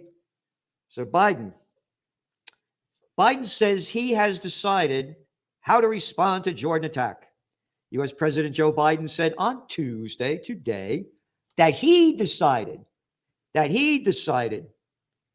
to respond to a deadly drone attack on U.S. forces. So let's look at that picture again. Look at that guy over there dressed up in that military drag with them sunglasses on and all these little medals. Hey, they stole from the Boy Scouts. This is the military fucking mindset. Salute this guy. Yeah, I salute. Here you go. Look at this fucking freak show. Hey, was he standing on a red carpet? Yep. President Biden said that he decided. It is out of his mind, Goofy. Goofy decided. Hey, how about the American people? Fuck you, Salenti. You want freedom. You don't want shitheads running and ruining your life. What kind of a shit swallower are you? You got to become like the rest of the people. Don't forget to vote. Don't forget to vote. He goes on. Again, look at your cover of the Trends Journal. America keeps going to war as the nation keeps going to shit. Oh, again, was it up to 63% of the people living paycheck to paycheck? Oh, all you young people. When I was like, everybody my age, 18, you're out of the house, you're in an apartment doing something, going here or going there. No more living with mommy and daddy. Can't afford to. Hey, how about all those homeless over the streets? Huh? Now bring in more migrants. Oh, the infrastructure is so terrific in this country. Hey, but we got wars to fight. Oh, because that guy's dressed up like this. Yes, sir. Yes, sir. And all these fucking people in the military, they look at us as we're just privates. Oh, yeah. They got all the medals. Biden goes on. He wrote, 3 U.S. Army soldiers were killed and dozens more injured when an unmanned drone struck an American outpost in northeast Jordan near the Syrian border. Some of the articles, and this is in your Trends Journal, they say they were actually the posts that they hit were in Syria. And it's on the Syrian border. And what the fuck are we doing over there? This is important. Asked whether he holds Iran responsible for the deaths of 3 Americans, Biden said on Tuesday that he does, in the sense that they are supplying the weapons to the people who did it. Huh. Okay, they're guilty because they're supplying the weapons to the people who did it. Oh, wait a minute. So if Russian soldiers are killed, then, in a sense, America's supplying weapons to the people who did it. So then Russia could bomb America. Hey, that's according to Biden bullshit. Don't forget, swallow Biden bullshit and turn on the mainstream media. And I will admit, a lot of these traditional media companies have accelerated their own demise. They ignored the internet for years. They're condescending to content creators and people outside their mainstream ecosystem. They constantly kowtow to corporate and political power. They have these false and deluded notions of objectivity, which, by the way, doesn't exist. And they push a lot of really racist, sexist, regressive crap. But that's not even why a lot of them are going out of business. A lot of them are going out of business fundamentally because the economics of the media ecosystem are broken. Most news companies used to monetize by advertising, and those ad dollars have been completely subsumed by Facebook and Google and tech giants. I don't really know where that leads us other than a pretty dire place where there's really no check on corporate and political power in this country. I did write a lot about this in my book called Extremely Online. I do think that journalism is something a lot of people won't realize they miss until it's gone. Rob, give me just right now, say, and you don't have to think that deep or hard about it, but what were, if you had to say from Trump's administration to today, what were the biggest stories? The biggest stories, if you rattle off some of them. Well, COVID would be probably the biggest. COVID, there's the biggest. What did the corporate press get wrong throughout COVID? All of it? Everything, everything, the whole thing. They got the whole thing wrong. The biggest story that's ever happened, and they got it all wrong. And you can still, by the way, you want to talk about interesting and unearthing corruption? There should be a deadly headline to prosecute Fauci. And where's all the active journalism of how did we get this so wrong? Why were government agencies giving us such wrong information? And how corrupt? But by the way, when I say they got it all wrong, not even things that they'll deny now that they got wrong. So they'll admit, yeah, no, that was wrong. Yeah, saying that the lab leak was a racist conspiracy theory, as the New York Times called it. Yeah, none of them are saying that anymore. You could work backwards on every piece of information that was given to us now and be writing a daily story of, well, why? Why were we told that this was going to prevent infection? Where did that come from? What department decided to make that determination? Why was it repeated? Why were we told that it wasn't out of a lab if so many why were people forced out of their jobs? Why did the head of the CDC have to leave his post because he thought that the lab leak theory had made sense? And it's not right. And it's not just that they repeat the lies of powerful institutions or politicians. It's that they repeat the lies and then demonize any of us who actually want to question them or actually want to point out that they're lies. Like, do you remember, and I can't remember, it was like either MSNBC or CNN, I think, but where there was that one moment, it was a great moment that came out of it was like the height of COVID craziness, is 2020, I think, in the summer. And the journalist points at some random guy walking down the street and goes, look, this guy here isn't wearing a mask. And the guy goes, your cameraman's not wearing a mask. And then they actually got like cell phone video footage from behind it where it's true. Her own cameraman was not wearing a mask. But then she's sitting here in front of the camera and just points at a random person whose crime was not wearing a mask outside. Okay. So there's no scientific argument ever that has ever even suggested that wearing masks, a cloth mask outside, does anything other than just make you feel uncomfortable. Do you know how many cases of COVID worldwide have been determined to be transferred from people outdoors not wearing a mask? Zero. There's not one. There's not a single one. It's just not how the virus is transmitted. Which is basic common sense. Anyway, but the point of that is that they just picked on the basis of complete pseudoscience. They just picked some random person, put him on national television. And I'm not saying it's legal to film people outside or whatever, but I'm just saying, like, didn't get consent. This person didn't ask to be on national television, but not only put him on national television, but put him on national television as, look what an evil, irresponsible person, while their cameraman behind the camera is doing the same thing. But to them, their viewer can't see that. They could in this case because they got cell phone video, but they can't see that. So they're just like, you're lying through your teeth on behalf of powerful people and demonizing regular people for the crime of just trying to live his life, just go about his day without this ridiculous fucking face diaper on, and a beautiful summer day at that. And so it's this type of stuff. This is why you're so hated. This is why there's so much contempt for people like you, to the point that your institutions are failing. They are collapsing. And of course, you just happen to pick COVID, but we pick any of the biggest stories. I mean, look, like the story that Donald Trump, the sitting president, was in a conspiracy with a hostile foreign power, and that Vladimir Putin had stolen the election. I mean, this is a major story that you guys got completely wrong. of course, obviously the war in Iraq and stuff like this. But I mean, if you just name any of the biggest stories, I'll tell you where they got it all wrong. How about Ukraine?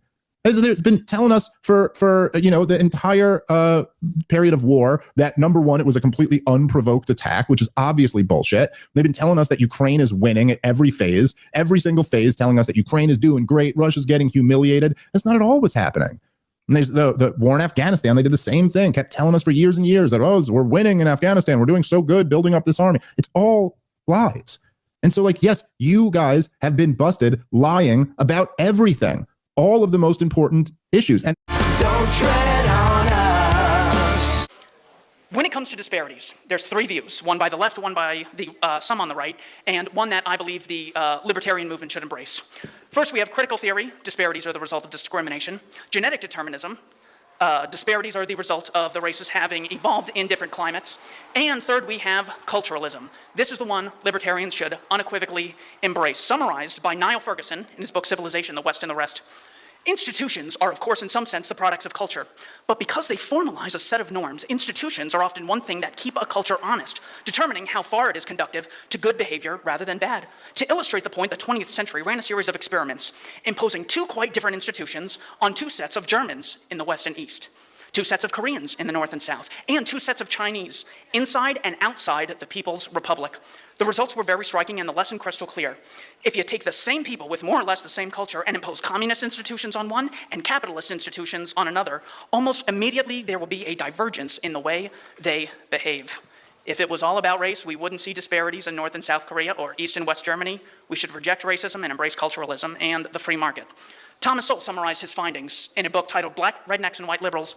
Many of the social or cultural differences between American blacks and American whites nationwide today were in antebellum times pointed out as differences between white Northerners and white Southerners. These include ways of talking, rates of crime and violence, children born out of wedlock, educational attainment, and economic initiative. While only 1/3 of the antebellum white population of the United States lived in the South, at least 90% of American blacks lived into the South on into the 20th century. In short, the great majority of blacks lived in a region with a culture that proved to be less productive and less peaceful for its inhabitants in general. Moreover, opportunities to move beyond that culture were more restricted from blacks.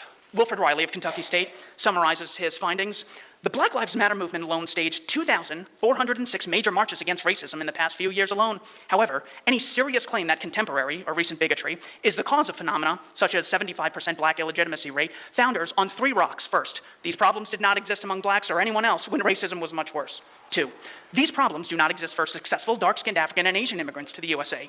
And three, many or most such problems do exist among poor whites. Therein lies another reason why racism is so counterproductive. Thomas Sowell summarizes his findings in Civil Rights, Rhetoric, or Reality.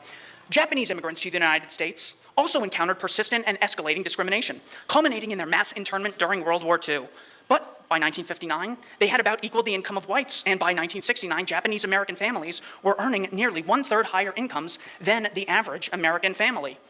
Now let's look at where the black community was before progressives got real nice and decided to help them. Civil Rights, Rhetoric, and Reality, Sowell says, the number of blacks in professional, technical, and other high-level occupations more than doubled in the decade preceding the Civil Rights Act of 1964. In other occupations, gains by blacks were greater during the 1940s when there was practically no civil rights legislation. In various skilled trades, the income of blacks relative to whites more than doubled. Affirmative action, one of the crown jewels of the Democrats. Hiring pressures to make it more costly to have no minority employees, but continuing affirmative action pressures at the promotion and discharge phases also make it costly to have minority employees who don't work out well. The net effect is to increase the demand for highly qualified minority employees while decreasing the demand for less qualified minority employees or for those without a sufficient track record to reassure employers. Walter Williams went to the numbers. He said, today we see such a big gap between white and black youth unemployment. So since it's the cause of racism, when racism was much worse, we should see a much bigger disparity. Turns out in 1948, white youth unemployment, 10.2%, black unemployment was 9.4%. This is where the black community was before Democrats got so nice and started helping. When it comes to overrepresentation within prisons, men are like 50% of the population and 95% of those on death row, 95% of those killed by police, and 90-something of those currently in prison. This is the result of men being more violent than women. It turns out that while blacks are 13% of the population, according to the BJS, black offenders commit 52% of homicides recorded in the data between 1980 and 2008. When it comes to interracial violence, there were 500,047 black on white incidents in the year 2014 and 59,700 white on black instances of violences, according to the National Victimization Crime Survey. The progressive, who only sees things through the lens of race, has no analysis for this. One group is the oppressed and one is the oppressor, completely stripping those human beings of their individuality.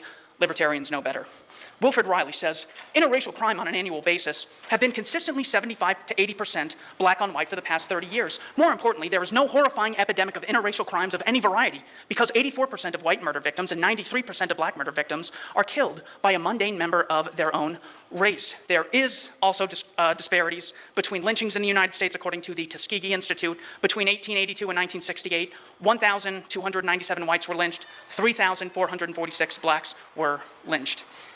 If all you know is, I need to judge this situation by skin color, so I gotta treat Larkin Rose and Klaus Schwab the same because of their skin color, you are not actually being productive, and it's extremely counterproductive. That's why the Free State Project matters.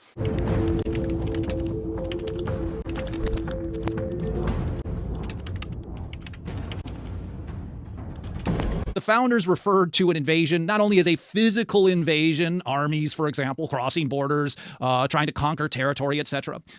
They also regularly, this is a very common, this wasn't just an unusual thing, this is a very common use of the word invasion. They use it to describe attacks on liberty and violations of the limits of the Constitution.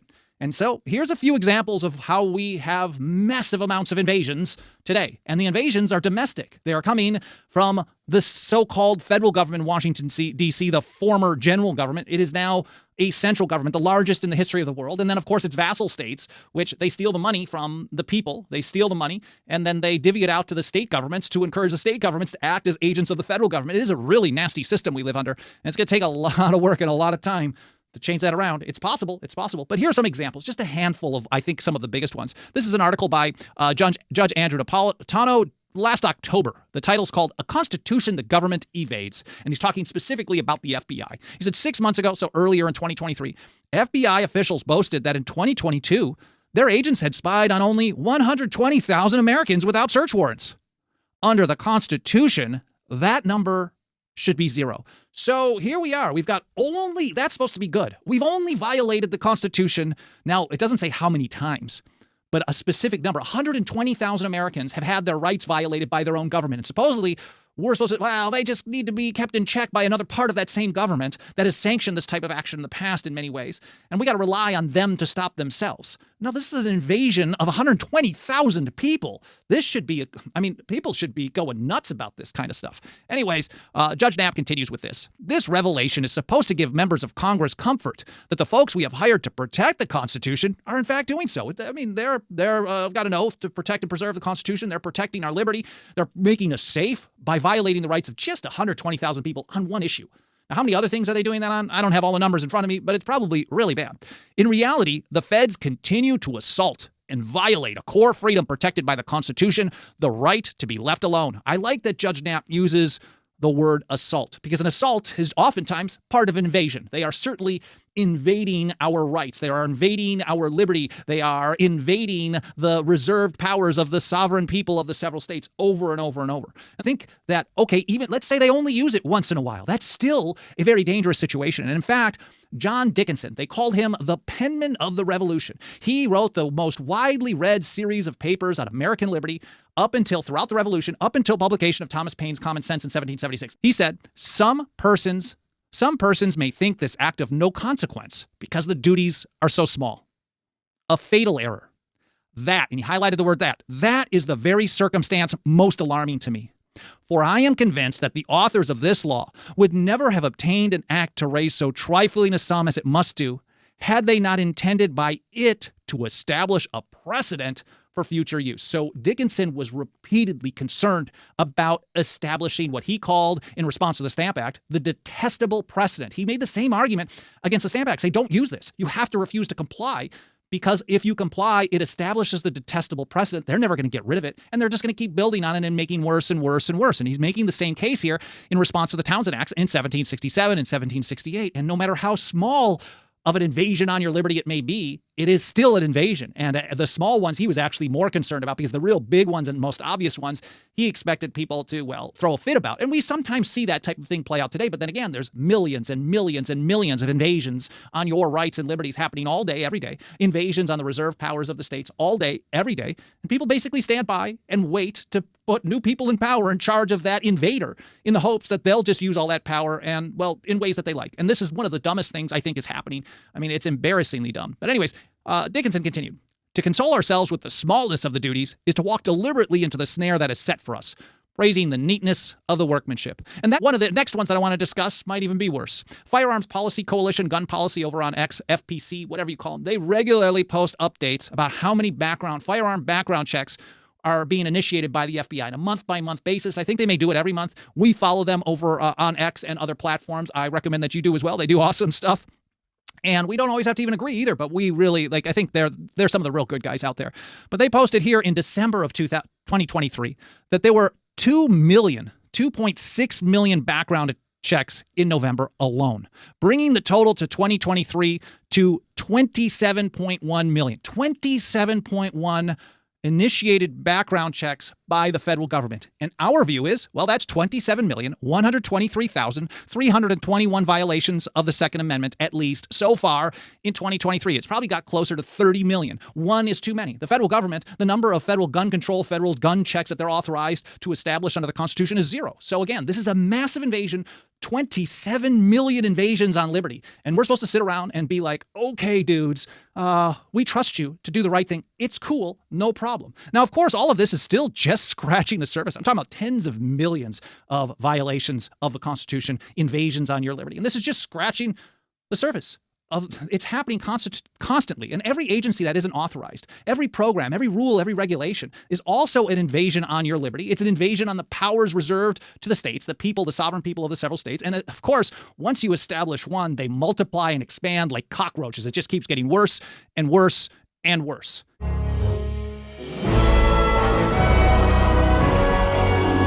Daniel, good to see you today. Good morning, Dr. Paul. How are you this morning? We're doing well, We're at it doing well. again. Yeah. Ready and raring to solve all the problems. But they keep coming back. Now, are these the same problems that are keeping coming, or are they Yeah. new ones? Yeah. Sometimes it's just a continuation. You know, the same old story for the last 30 years. Yeah. You know, ever since the Bush administration, it seems like we've been working together since then. Yeah, I know. And there's a lot of similarities. Victoria Nuland, she could not stand these rumors. Dagny Taggart put this tweet out. The United States has no plans to withdraw its troops from Syria. Here's what Victoria Nuland said, quote, "First, let me set the record straight. The United States is not withdrawing from Syria." And as we know, wherever there's trouble in the world, wherever there's murder, mayhem, and death and destruction, Victoria Nuland, blank the EU Newman, is there. You know, it's terrible, and that should be dismissed rather easily. It shouldn't even have to be reported. But when we look at this, at least it does to me, it makes me think this is important because she's speaking for some powerful people. It's not like she's talking to herself. You know, she has probably more authority than our president has when she tells them something. No, she is a mouthpiece. She's been around, and she's high up in both administrations, and that's where our real problem is. And I was looking around, well, who's a good person to describe what she's really about? Of course, we turn to our friend Glenn Greenwald, and this is a tweet he put out early last year, April of 2023, when she was appearing before a House committee on the Hill. In this particular hearing, by the way, I could have played it, but what she's saying is, she says, "I'm very happy to see that the Nord Stream pipeline is a hunk of metal at the bottom of the sea." Rough quote of what she said to the committee here. This was the Senate.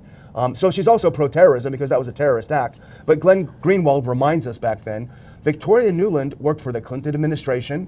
Then she served as Dick Cheney's senior advisor on the Iraq War. Then she worked for the Hillary and Kerry State Departments under Obama, running Ukraine. Now she runs Ukraine for Biden. The only time she wasn't in power was under Trump, which is a little bit ironic because he was supposedly the big warmonger. So here is Victoria Nuland. She's always there. She doesn't care if it's Dick Cheney or Barack Obama. As long as you're involved in war, she's ready for the assignment. Her husband, by the way, is Fred Kagan. You'll remember Fred from our hearings on the Hill from the committee when he was the one that they would trot down there. The surge is going great. You know, just a few more troops. You know, 8,000-pound Fred Kagan. A few more troops and we'll win this war. Doesn't happen, does it? Yeah. You know, there's one quote from this argument. There was a blog there that I'm going to read it, and you have to be careful because it's pretty strong. Uh-oh. And it says, "She loves having American troops killed in places like Syria. It brings the U.S. closer to the neocon fantasy of war with Iran. She reviews members of the U.S. military as mere cattle, mere pawns. The people in charge of American foreign policy hate Americans." Now, where'd that come from? Who would write that? It's you. Oh, no. You did that, and you got published. Oh, boy. My Twitter feed can be spicy at times. There should be definitely a warning on it. But I'm not a big fan of hers. It's funny how now there's a lot of jokes about it, but how all the conspiracy theories of the past are conspiracy facts. You know, it used to be only the extremists would say, join the U.S. military, go fight and die for Israel. But now it almost looks literally like that. And I put this first clip up, and this is from The Intercept, and it came out yesterday. And as you point out, the article, this is Ken Klippenstein, who's a very good writer over there. U.S. military personnel in Iraq put on standby to support ground involvement in Israel's war in Gaza. Now, to clarify, this is not something that happened yesterday or the day before. What it is a document. Now go to the next one, you'll see what it is. It's a document obtained by The Intercept from the U.S. Air Force, and it describes military orders to be, quote, on standby to forward deploy to support troops in the case of on-ground U.S. involvement in the Israel-Hamas war. And that's a quote from the memo that the Air Force put out. And it was put out right after the October 7th attack, after Biden sent an additional 2,000 troops to Iraq. Those troops were apparently sent with orders to get ready to go and assist Israel in fighting in Gaza. That's apparently what it was said. So it's nothing new, but they newly got a hold of this memo. But it just goes to show what was going on behind the scenes just days after things happened. The first thought in Biden and his administration's mind, and the neocons that run his administration, wasn't how can we dial this down? How can we prevent this from going, regional, or if not worse? Their response is, how can we get American troops involved in this to fight for Netanyahu? And right, and it's not ignored by a lot of people here because of the possible consequences of troops being close there or being involved. Now, the one thing that I've been impressed with, and I've mentioned this before, and that is the demonstrations that have gone on for the last several months. Yeah. We knew there were frictions and there's been fighting and all this, but it takes a lot to get thousands of people out there demonstrating for certain causes. But boy, there's been a lot of people demonstrating in favor of the Palestinians and having a lot of complaints about Israel. That's been sort of taboo. You're not supposed to do that. But if this expands, even this is just a warning that they're getting closer to that. It very well could expand, the dissent in this country, because it's breaking up political parties. What should we do? And the demonstrations are there. The Democrats are more split on it than the Republicans. Unfortunately, the Republicans are more unified around warmongering, and a war machine. But both of them, deep down inside, when you look at it, regardless of their political party and all that's going on, they do have a nonpartisan group out there called the Deep State and the military-industrial complex. They'll work and finance anybody, Republican or Democrat or independent, and then every once in a while they get some money to a person who's called himself libertarian. Give him some money. That to me is really disgusting. When people preached non-interventionism and stand out of these wars, and yet they sort of change their tune, and that's discouraging. No one bribes us with money. Why is that the case? And I always liked it because while we were working in Washington, I had a couple congressmen come and say, "What is this all about? Why don't you tell me why you're doing it? How did you raise that money? We don't even know what you do." But they were sincere, and some of them even shifted but that was rare. Too bad. Too bad there weren't many more. Yeah. For a long moment, Reardon looked at him without moving, then asked only, "What do you mean?" "If you want to see an abstract principle, such as moral action in material form, there it is. Look at it, Mr. Reardon. Every girder of it, every pipe, wire, and valve was put there by a choice in answer to the question, right or wrong. You had to choose right, and you had to choose the best within your knowledge, the best for your purpose, which was to make steel, and then move on and extend the knowledge and do better, and still better, with your purpose as your standard of value.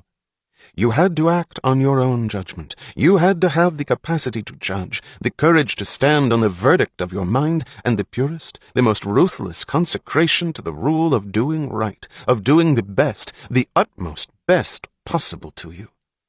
Nothing could have made you act against your judgment, and you would have rejected as wrong, as evil, any man who attempted to tell you that the best way to heat a furnace was to fill it with ice. Millions of men, an entire nation, were not able to deter you from producing Rearden metal, because you had the knowledge of its superlative value and the power which such knowledge gives. But what I wonder about, Mr. Rearden, is why you live by one code of principles when you deal with nature, and by another when you deal with men. Rearden's eyes were fixed on him so intently that the question came slowly, as if the effort to pronounce it were a distraction. What do you mean? Why don't you hold to the purpose of your life as clearly and rigidly as you hold to the purpose of your mills? What do you mean? You have judged every brick within this place by its value to the goal of making steel. Have you been as strict about the goal which your work and your steel are serving? What do you wish to achieve by giving your life to the making of steel? By what standard of value do you judge your days?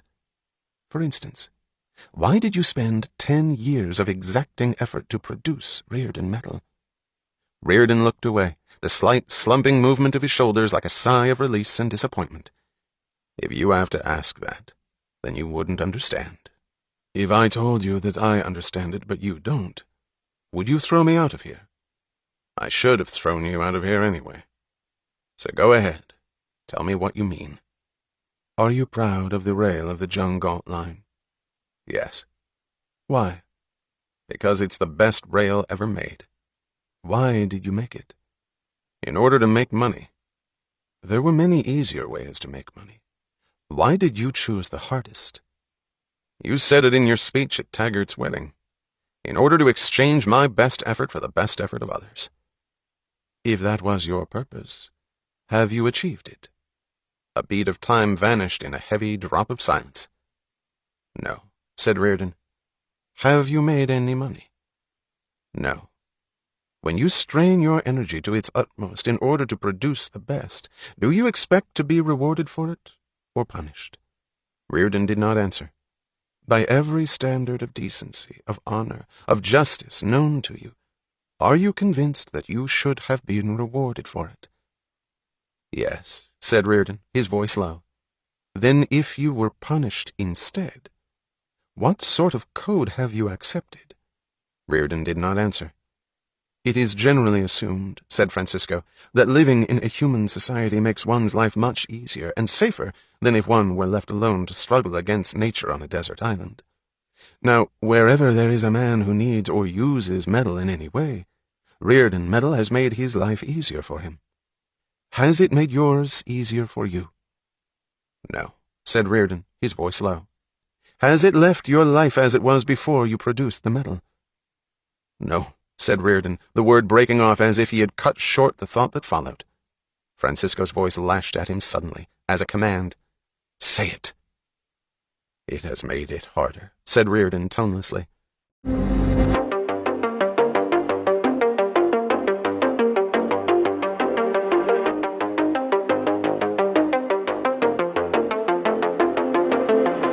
So U.S. officials told NBC News that the U.S. is planning to launch a weeks-long bombing campaign in the Middle East in retaliation for the drone attack in northeast Jordan that killed 3 American soldiers. So the officials said that the targets are expected to include Iranian targets outside of Iran, and the campaign will involve strikes and cyber operations. Other reports have said the U.S. is considering targeting Iranians in Iraq and Syria or targeting the Iranian Navy. So this is very concerning because we're not going to know what they're going to do until they do it. We're not going to know if they're going to target the Iranian military until they do or don't. But the fact that most of these reports I'm reading about the planning and these U.S. officials telling NBC that this is what they're probably going to do, it's not good. And you know they're not considering bombing Iran, the country, which I guess that's good, but still direct attacks on the Iranian military could provoke a full-blown war between the U.S. and Iran, and who knows what that could turn into. There's a lot of U.S. bases in the Middle East that Iran can hit with its missiles. And the U.S. is considering taking this course of action, even though it has no evidence that Iran was involved in the drone attack in Jordan. Beyond John Kirby, the White House National Security Council spokesman, he hinted at the possibility of the U.S. responding with a drawn-out bombing campaign. Discussing the potential U.S. response, he said, quote, "The first thing you see won't be the last thing," end quote. And he also said it won't be a one-off. And we've seen Blinken make similar comments, say that it could be a sustained response. So planning a pretty serious bombing campaign, it sounds like here. And the headlines, I mean, CNN had a headline today that Biden is getting another war that he didn't want, but it's very clear that he does. He wants to support Israel and what's happening, the slaughter in Gaza, as much as possible, even if that means war in Yemen, war in Iraq, Syria, and war with Iran. And Iran has vowed to respond to any U.S. attacks on Iranians in the region, any attacks targeting Iranian nationals, targeting Iranian interests that are outside of Iran. They're saying they will respond. All right, so this next story here, I think is kind of a glimmer of potential hope that maybe things won't spiral out of control. And it's not thanks to the U.S., it's not thanks to Biden. The Iraqi government and Iran pressured Kata'ib Hezbollah to stop attacking the U.S. So Reuters reported on Wednesday that the Iraqi government and Iran pressured Kata'ib Hezbollah and other Iraqi Shia militias to suspend attacks against U.S. forces in an effort to de-escalate tensions in the region. Kata'ib Hezbollah announced on Tuesday that it was suspending operations against the U.S. because it did not want to embarrass the Iraqi government. And in its statement, Kata'ib Hezbollah said that Iran had actually repeatedly declared opposition to their escalation against U.S. forces in Iraq and Syria. And this announcement came as the U.S. is preparing its big response. So the White House said on Wednesday, they say that they think Kata'ib Hezbollah was involved. And then on Wednesday, they said, oh, the Islamic resistance in Iraq is like, that's what the intelligence is telling us, that it was them. The Islamic resistance in Iraq is this group that popped up pretty recently, basically on Telegram. That's a term for kind of the Shia resistance in Iraq to, both when the U.S. invaded and when they were fighting against the Shias and when they were fighting the Sunnis and ISIS. But the group that's been claiming attacks on U.S. troops kind of just emerged basically online on Telegram. And it's not clear exactly which militias are involved, but it's likely, I think it's pretty clear that Kata'ib Hezbollah is involved. The fact that they announced that they are suspending attacks on U.S. troops mean that they've been suspending the attacks. But nobody's officially taken credit for killing the 3 U.S. troops. Anyway, so the Iraqi government, according to this report from Reuters, they've been trying to ease tensions and get these attacks to stop and get the U.S. to stop bombing Iraq. The U.S. has launched several rounds of airstrikes in Iraq now. And according to this Reuters report, killing U.S. troops in Jordan was a step too far for the Iraqi government. They were not happy about it. Farhad al-Din, who's an advisor to Iraqi Prime Minister Mohammed Shia al-Sudani, he confirmed that the Iraqi government worked to de-escalate and get Kata'ib Hezbollah to agree not to attack the U.S. So he said, quote, Prime Minister al-Sudani has been working hard in the past few days, engaging with all relevant parties inside and outside Iraq. All sides need to support the efforts of the Prime Minister to prevent any possible escalation, end quote. So Ukrainian President Volodymyr Zelensky is expected to fire Ukraine's top general, Valery Zaluzhny, and this move could definitely backfire due to Zaluzhny's popularity inside Ukraine. So Ukrainian media outlets reported that Zelensky told Zaluzhny that he would be moved to another post, but that the general refused to step down as commander-in-chief. Other reports said Zelensky told Zaluzhny that he would be fired, but for now he remains in his position. Zelensky's office has denied that there was a conversation about Zaluzhny's firing, but Ukrainian sources speaking to the media say that it's just a matter of time before the general is sacked. And this was reported all over Ukrainian media that this meeting happened. And sources told Politico that the reason why he's been spared so far is because Zelensky is afraid of creating a powerful new political rival. Zaluzhny has long been rumored to be a potential future presidential candidate once Zelensky allows elections to happen again. Zaluzhny has not officially announced intentions to enter politics, but polling has shown that the Ukrainian public trusts Zaluzhny significantly more than Zelensky, making him a real political threat. And this has been rumored for a long time, that Zaluzhny might run for president one day. So one source told Politico, quote, so far Zaluzhny has not decided to enter politics, but he is considering this option, and the president's office is afraid. I know for a fact that Zaluzhny is going to be fired, but it was not supposed to happen on Monday, and it did not. End quote.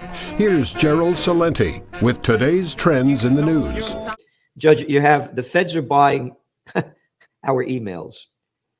And you mentioned what Justice Louis Brandeis wrote, but you go on and say, well, we are consumed with Joe Biden's bombings and Donald Trump's trials. The federal government's rapacious appetite for spying on the private behavior of Americans, as to whom it is no suspicion of wrongdoing, continues unabated. They're spying on us. And you go on to say that, as Justice wrote 140 years afterwards from the Constitution, the most comprehensive of those rights was the right to be left alone, which today we call privacy. But it's gone. Well, you know, a left-wing senator whose voting record would not coincide with yours or mine on anything except this stuff, Ron Wyden of California. I don't know how he finds this out, but found out about it and interrogated the head of the NSA who purported to defend it. The NSA, which captures the keystrokes on all mobile devices and desktops illegally and unconstitutionally, which can go to the FISA court and get a surveillance warrant on any basis whatsoever. Still, that's not enough for them. There are still some pockets in the country where privacy prevails that they haven't been able to pierce.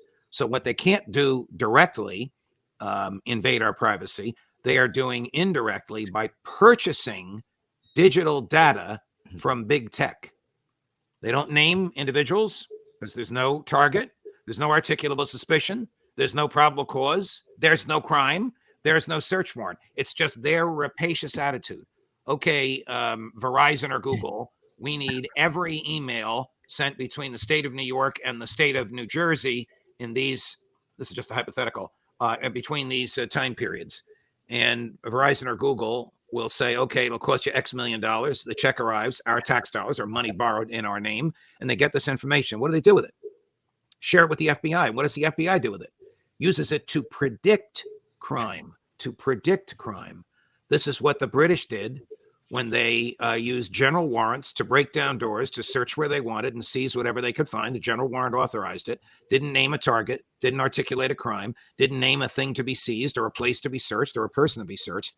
They were trying to predict who would engage in insurrection against the king. This was all in Madison's mind and all in the framers' minds when they wrote the Fourth Amendment to assure that this would never happen, that the new federal government here, that the new country here would never do to Americans what the king had and Parliament had done to the colonists. They were wrong. We are in a 1984 nightmare far beyond George Orwell's dreamings. There is no right to privacy remaining. When this can happen, when Congress doesn't stop it, and when there's no outrage. It can happen. Congress doesn't stop it. No outrage. Why doesn't Congress stop it? Well, because these spies have dirt on Congress. Why is there no outrage? Because it happens so regularly, consistently, systematically. Then you go on also to write about after 9/11, in a collective spirit of fear and subversion to the president, at the utter disregard for its members' oath to uphold the Constitution, Congress enacted the Patriot Act. It permits one federal agent to authorize another federal agent to search and seize whatever the latter wishes to look at and capture, so long as it is in the possession of third-party financial institutions. I mean, this is the Patriot Act. You talked about Orwell. That's the perfect name for it. It's an Orwellian name. Yes. It has nothing to do with being a patriot. It is anti-patriotic. It's called the Anti-Patriotic Act. Yes. But explain to what you mean by they captured so long as it's in the possession of third-party financial institutions. Well, it was intended, publicly stated, to find out how terror groups were wiring funds from one group to another. That's why they said financial institutions. What they didn't tell us is their bizarre definition of financial institutions to include lawyers, physicians, jewelers, builders, contractors, hospitals, and that great financial institution to which we all repose our wealth, the post office. This definition of financial institutions got about 30 or 40 different entities in there, which basically allows them to go to any third-party possessor of your records. You go to a supermarket, they can get that record without getting a search warrant. Oh my FBI agent A authorizes FBI. This is a real check on authority, isn't it? Authorizes FBI agent B to go and get those records. This was the George W. Bush creation, October 15, 2001. So just a month after 9/11. Ron Paul told me he was given 15 minutes to read it. It's 115 pages long. I've read it twice. It takes about 15 or 16 hours to read because it's not 115 consecutive pages. It's basically amending various sections of the code that already exists. Of course, Ron Paul and his band of colleagues in the House, all 15 of them, voted against it. 2 U.S. senators voted against it because it was that aura of fear and timidity and subservience to the White House that would promise to keep us safe. Hey, give me your liberty. This is Satan coming out from behind a tree. Hey, Mr. and Mrs. America, give me your liberty and I'll keep you safe. And we end up with neither liberty nor safety. Welcome to Liberty Lockdown. Please scan your barcode. Your liberty ain't gone, but yeah, it's on hold. Charles Murray wrote this book, and he had this idea for the Madison Fund, which was it was a fascinating idea where he basically said we need to create like enough money that lawsuits from the government, I think like for the EPA, it's almost too expensive because every single time they try and take something up, there's like this basically a public lawsuit fund to go and defend. The government has the upper hand when, I mean, it's really a cruel system. You look at how much money we put into public defense versus prosecution. And, you know, if the government wants to come after you, they kind of have unlimited resources to do so. And it's they very have your money to come after they you. have your money to come after you. It's pretty rough. But if someone actually organized public funds at a level, which is kind of what happened in the trucker thing, it was popular enough to donate to that they had to shut it down. But if we actually were organized enough to create really good legal funds to go and fight the government back, it can become too expensive. And if they rack up too many losses, they cower. They're a bully. If they're losing and they can't exert their force and their agenda, and it's not that expensive to go fight the government, they can't afford it on their end either. Yeah. So well, what's frustrating to me is that like all of the unconstitutional stuff that gets done, it seems like the Democrat governors just do it constantly, and then they're like, then the Supreme Court a year and a half later shoots it down, and they're like, well, I'm going to repackage this ever so slightly, roll it out again. I'll see you in 18 months. But the right wing never does anything for like that would be in alignment with libertarian ideals. And like this is the first time that even though they're being alleged to be challenging the Supreme Court, in truth, I think they're doing exactly what our founders intended, which is that like Texas would have never entered the union if it was ever dictated that if you have hundreds of thousands of people entering your state, that you have, and the federal government will do nothing to stop it, that you have no right. It's unconstitutional for you to stop it. Well, I mean, they would have never entered the union, ever. They should just play the game back. Because with the COVID stuff, for example, the big one was, I think that you're talking about was landlords couldn't throw out tenants, and it was based off of, and then they basically decided that the CDC didn't have the authority to do so, but they didn't really want to rule on it. So they just said, hey, once the time for the first action was over, they weren't going to renew it because the Supreme Court's lazy. They don't really like to rule on these things. But to me, if the Biden administration overexerts on its authority, tells you that you're not allowed to throw out a tenant when you should be allowed to throw out a tenant, they should have to pay you back. And if we actually enforced that when the government takes away a right from you wrongfully, they have to actually pay you back for it, they wouldn't be able to do it. And so that's kind of the case right now. It's like you'll get a lawsuit against some police officer that beat the crap out of somebody, but like who pays it? It's the taxpayer. Right. They don't take it from the pension of the cops. So it's like anytime that they aggress upon us and we actually prevail in court, we get paid back with our own money. It's fucking it's a real problem. Like I think that there ought to be a far greater criminal penalty when you violate the Constitution. Like that ought everything else we do. Like if you drive 120 miles per hour, like you can go to jail for a significant amount of time. But like if you actually violate everyone's civil rights for years straight, they'll just be like, that was wrong.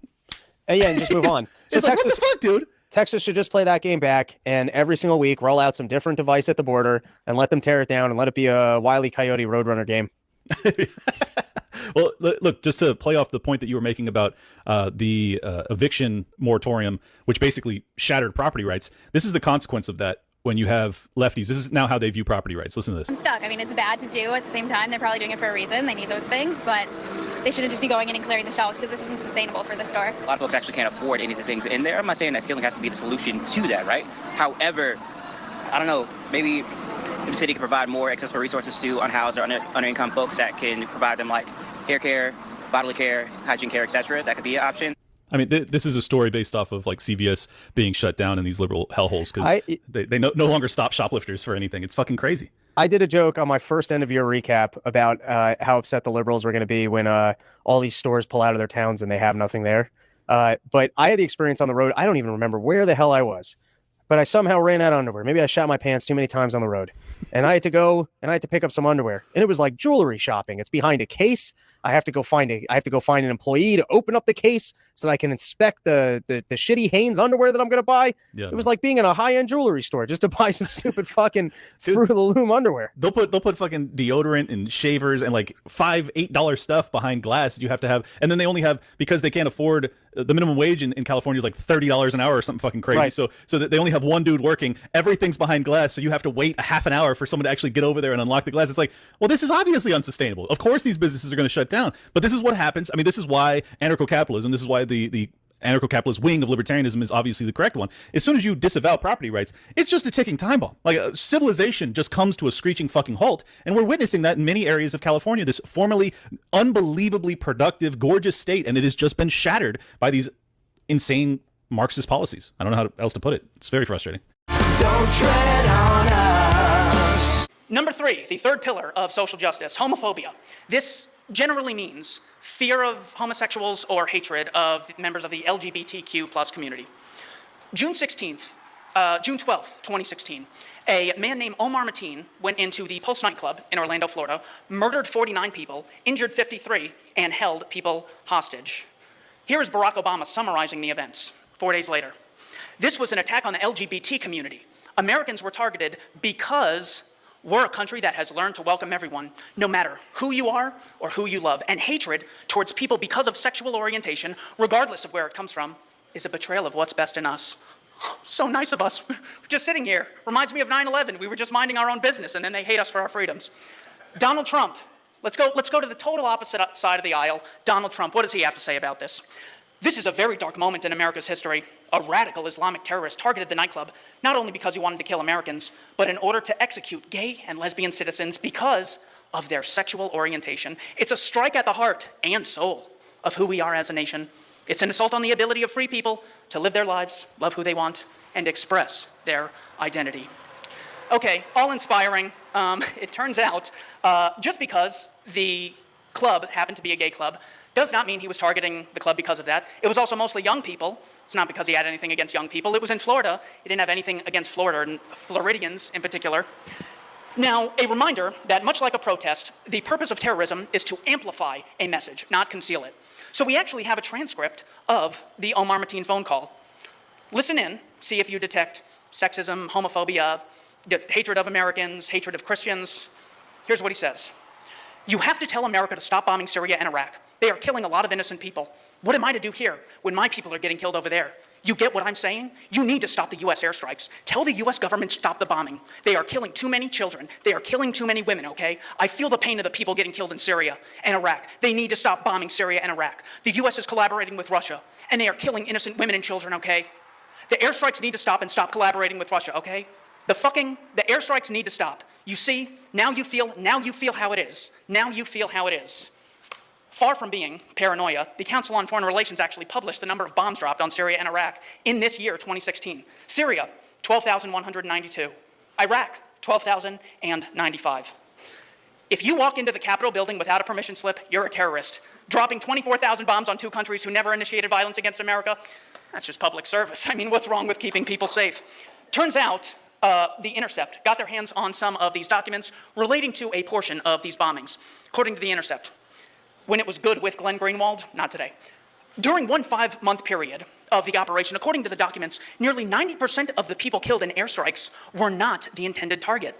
In Yemen and Somalia, where the U.S. has far fewer limited intelligence capabilities to confirm the people killed are the intended targets, the equivalent ratios may be much worse than 90% of people killed who were not the intended target. And by the way, for them to determine intended target, they basically play like 6 degrees from bin Laden. If you were ever in a country that experienced radicalism, you're an intended target.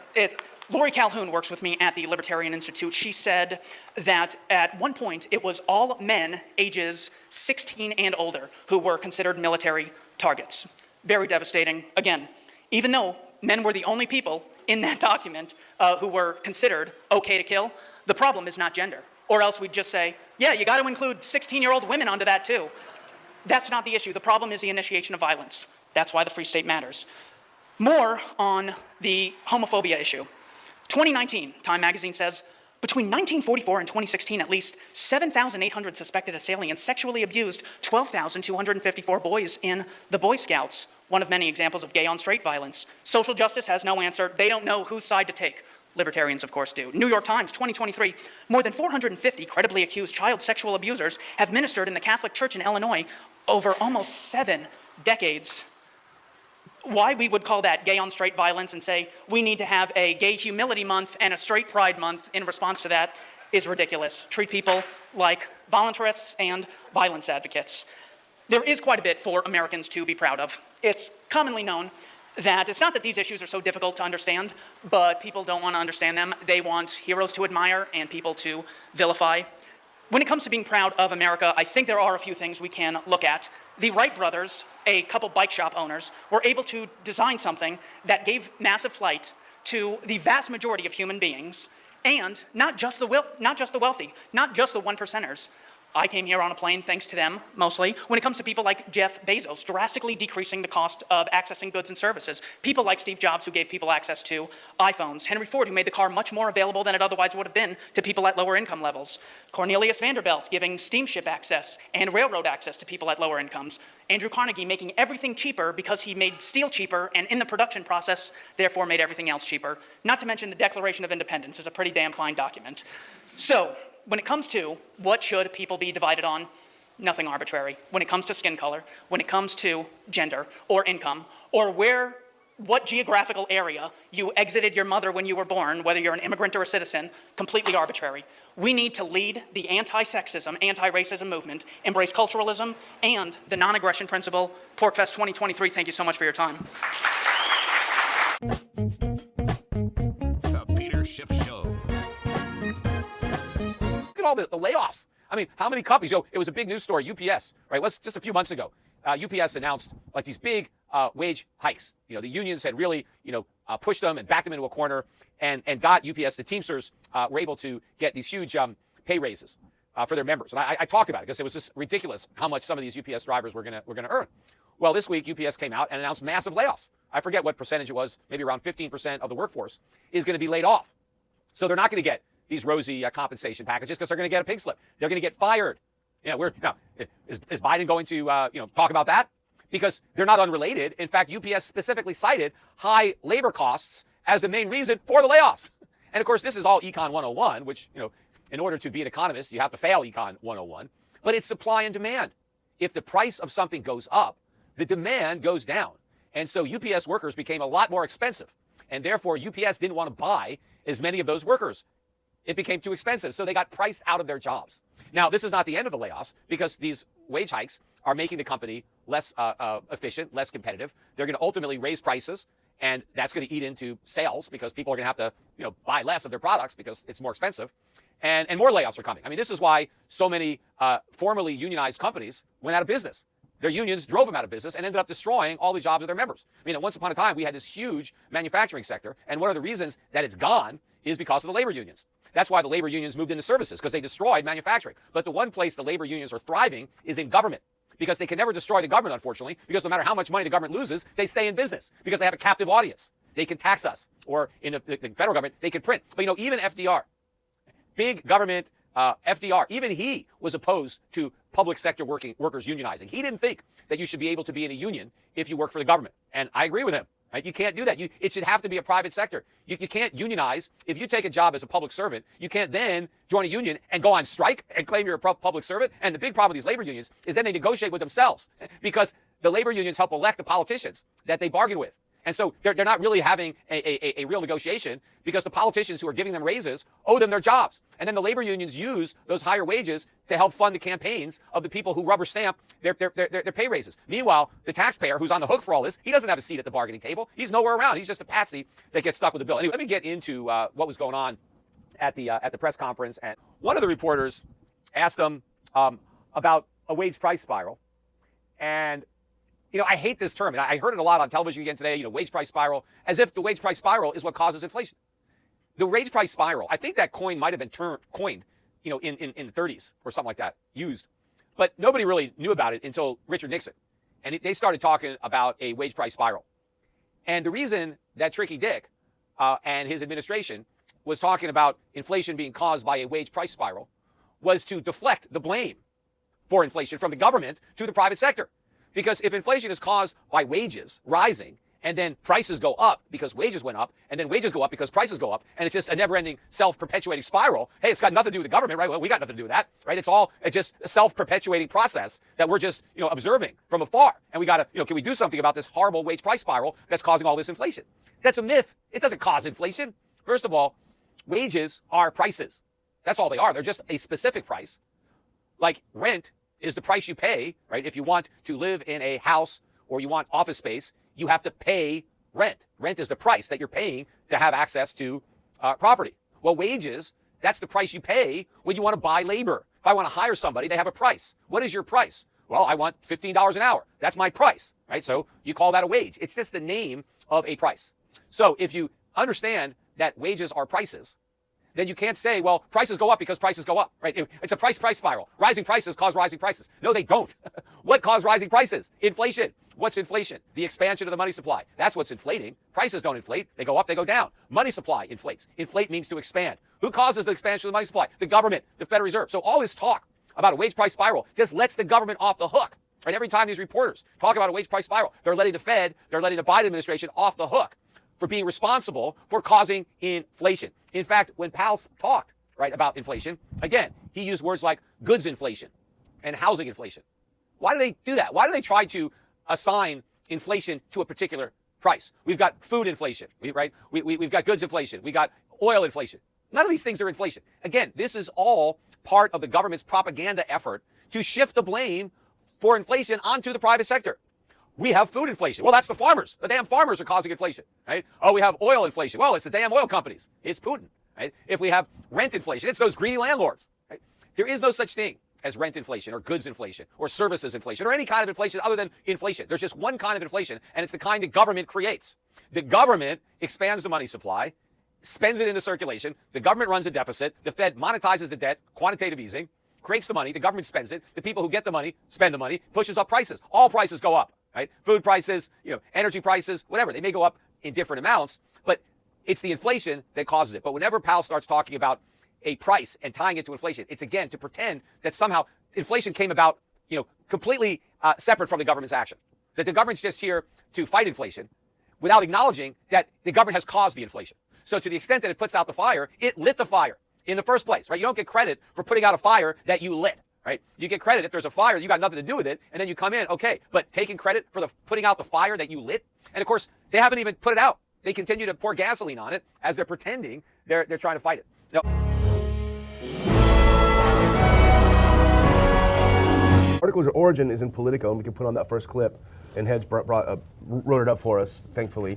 New U.S.-made longer-range bomb expected to arrive as soon as Wednesday. Well, that's yesterday. They're already there then. The war's over, I guess. The ground-launched small-diameter bomb doesn't even exist in the U.S. inventory. So here's what's going on. Go to the next one really quick. This is what Dr. Paul said. The weapon has one feature that's particularly attractive since it's already paid for. The Pentagon can ship it to Ukraine without waiting for additional war funding. This is the crux of the issue, because they have not passed that $61 billion that Biden is demanding for Ukraine. Republicans are digging in their heels. Ukraine is out of weapons. They're called shell-starved. They can't fire any shells. They're running out of weapons. There's a pre-coup situation in Kiev, which we don't really go into today, but there's a massive problems between Zelensky and Zaluzhny, and Poroshenko is wanting to come back. So it's as Ukraine sinks further down into this bloody war, there's a pre-coup situation there, so you have that problem. The folly of this entire exercise is about to be exposed. This 2-year idiocy of our proxy war is about to be exposed. And again, as I said, Republicans are digging in because they have nothing to lose by saying, no, you can't have any more weapons right now, or by tying it to the border or what have you. So what do? Well, you ship over these already paid for weapons that don't need a new appropriation, right? They're already paid for, so you ship them over. And they say, well, that's going to really make a difference. Well, this whole war has been a history of the latest Wunderwaffen, the latest great weapon that's going to make a difference. Remember, Javelins, HIMARS, ATACMS, Patriots, Bradleys, Leopards, Challengers, MiGs, all of these things were shipped and they were all game changers. Well, this will go down as yet another one of the game changers that really changed nothing. But the thing that sickens me the most, Dr. Paul, and sorry to go on about this, is that yes, they're thrilled. The military-industrial complex is thrilled. We get to test this in live, real, combat experience. Meanwhile, Ukraine is an ocean of blood. 500,000 dead members of the military is the latest estimate, probably more than that. And instead of saying we need to end this right away, nothing is making a difference, you can't beat the Russian military. Instead of doing that, hey, we got a great idea. Let's test some more weapons and get more Ukrainians killed. See, what they want us to believe that if this is just a technical problem where they don't have the right weapons, and as long as we keep doing this, we're going to be able to fight this war and win this war. They don't claim that they're on the verge of winning quite like they were before, because reality is setting in. But they're still, in order to get more, it's getting more difficult to come here, because even some of the members of Congress are waking up and realizing. But you know why the congressmen are waking up? Because some people in this country, the constituents, we don't give them enough credit, because they will wake up and send a message, and they have talked talked about this. But they want to call it a weapons problems, and this is their answer is more money, even if you hide how much it costs, and build more sophisticated weapons. But it's really a policy question. You know, why did we go in? What is began? Are we being honest about it? Do we speak the truth when we know the truth? Yes, we wanted the people to believe this was all due to Iran, and that caused this problem. And what is it? Was it one of our missiles that did this? Bombing that happened? Yeah. So it's a fiction, and they will not deal with policy, nor will they deal with recent or not too distant history of what's going on. Why? Why don't they ask why more often? That's what I want them to do. Well, it's going to go. But the Russians, there was a little bit of backstory. So there was going to be a prisoner exchange between Russia and Ukraine. The Russians had a plane filled with 60-some Ukrainian prisoners of war that they were flying to the place where they were going to be exchanged for Russians. So the plane's up in the air. It's an illusion. It's shot down over Russian territory, and everyone dies, including, I think, 5 or 6 Russian crew members. So everyone's dead. This happened a couple of weeks ago. And so Russia said, we're going to investigate. Was it a French missile? What was it? So put this next one on. Reuters is reporting now. Russia says it has evidence U.S. Patriot missiles downed its military transport plane. Now, that doesn't mean that Americans were necessarily operating the batteries, but it is possible. We know that they're in places where they don't belong. However, no one has disputed the fact, I don't believe, that it was probably an accident. It probably wasn't on purpose. Someone probably pulled the trigger when they should have, but nevertheless, it was an American missile that destroyed a Russian plane on Russian territory and killed at least 5 Russian military members and 60-some Ukrainians. You know, we work hard at ducking responsibility, like no body bags coming back here, and we're no good troops on the ground. But we sure look pretty close to the war activity when we see these maps on where we have troops. But we make a big effort to duck the military responsibility. But when they do that, they don't usually talk about how we finance sometimes both sides of these wars that are going on, and we have a responsibility there that we ought to have Congress emphasize it even more. But then there is the moral responsibility of a policy that drumbeats, these conflicts throughout the world, and they've been going on. And we're taught to, always have an enemy. And there was a brief period after the Cold War ended that we actually moved in the right direction. We started talking to China. It was so much different than when I remember the Korean War going on. I was in high school. And we were talking to people, trading with people, and traveling to China, and even Russia. There was more activity, and we were, sharing some of the products that we were able to. So they did that, but that isn't happening anymore. It's always that was too soft. They had the people who want this perpetual war for perpetual peace. They had to make sure that we hate people, and it's really how they demonstrate it is if the people are there speaking the truth and suggesting that we shouldn't jump to the conclusions, and we should, like last week, did somebody advocate we just go into Iran over there and bomb Iran? Lindsay, baby. Yeah.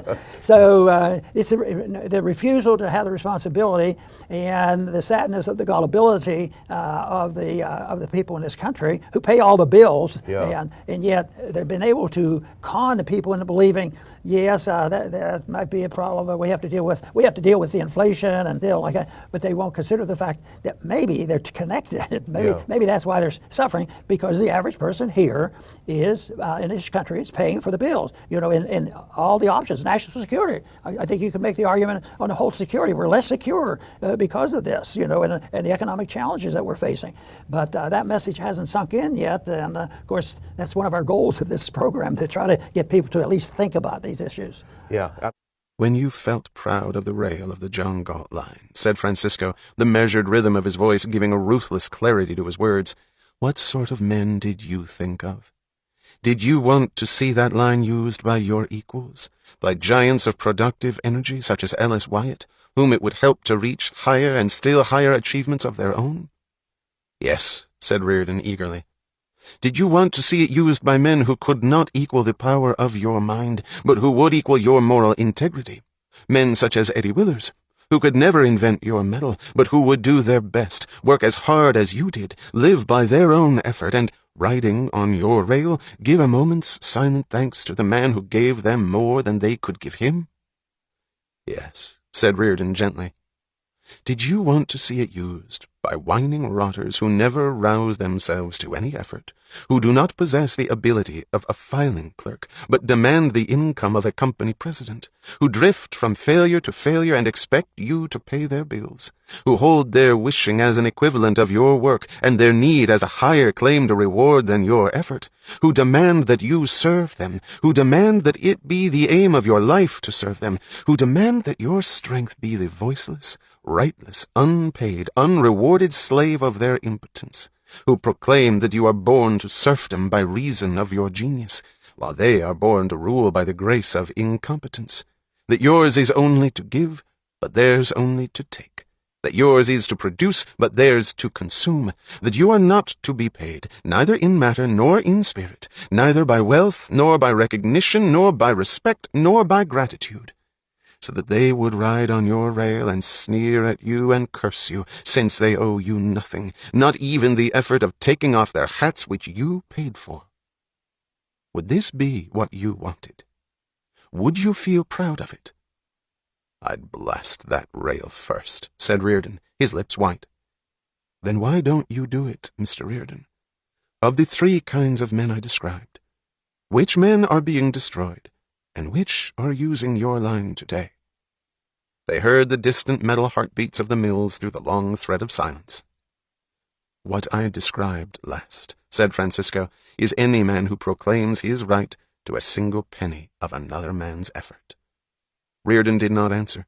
He was looking at the reflection of a neon sign on dark windows in the distance.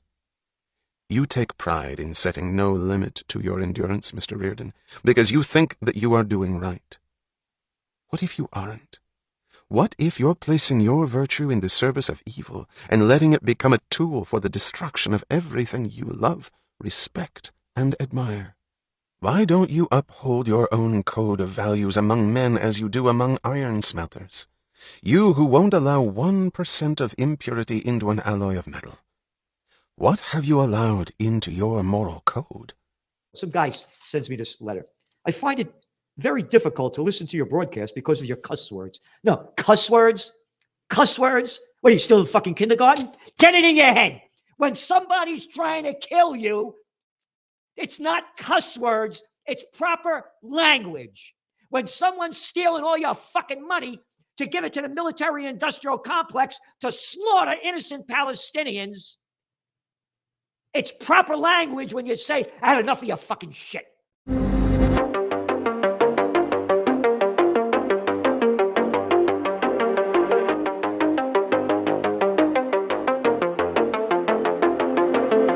So Secretary of Defense Lloyd Austin on Thursday admitted the U.S. does not know if Iran was operationally involved in the drone attack in Jordan that killed 3 American soldiers.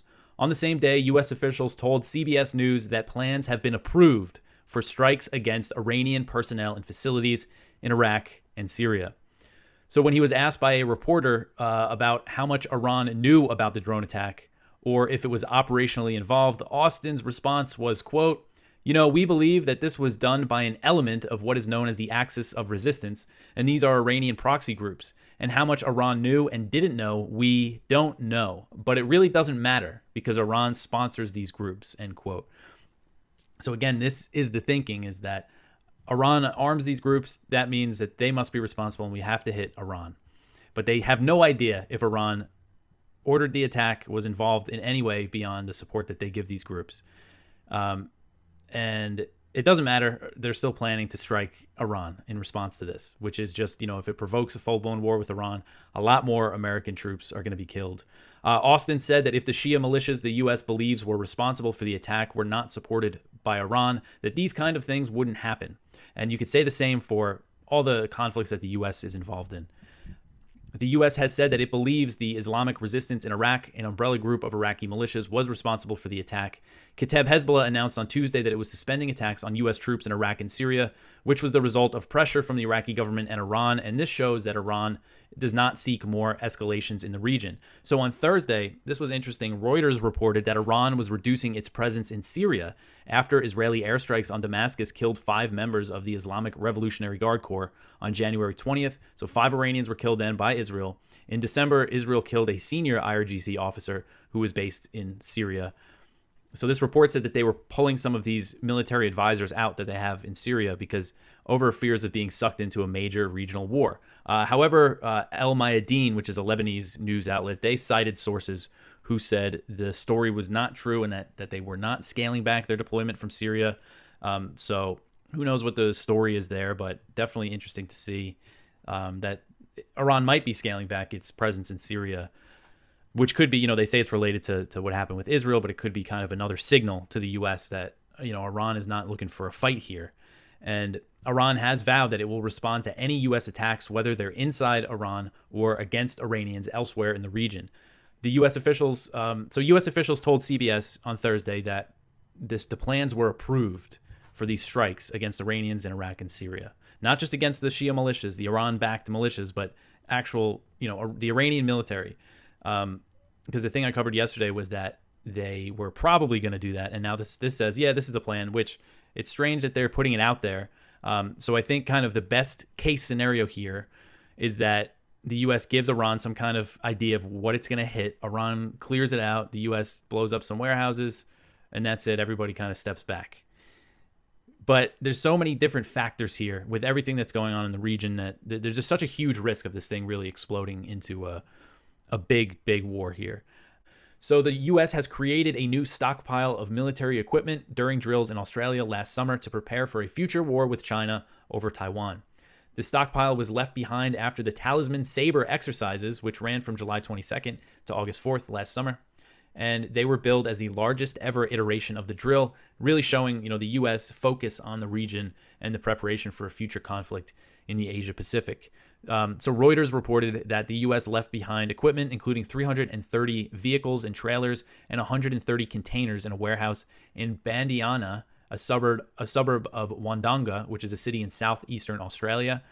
It's not clear what are in those containers in the warehouse, but they say the supplies are enough to supply 3 logistics companies that would be focused on getting equipment to U.S. troops who are fighting a war elsewhere in the region.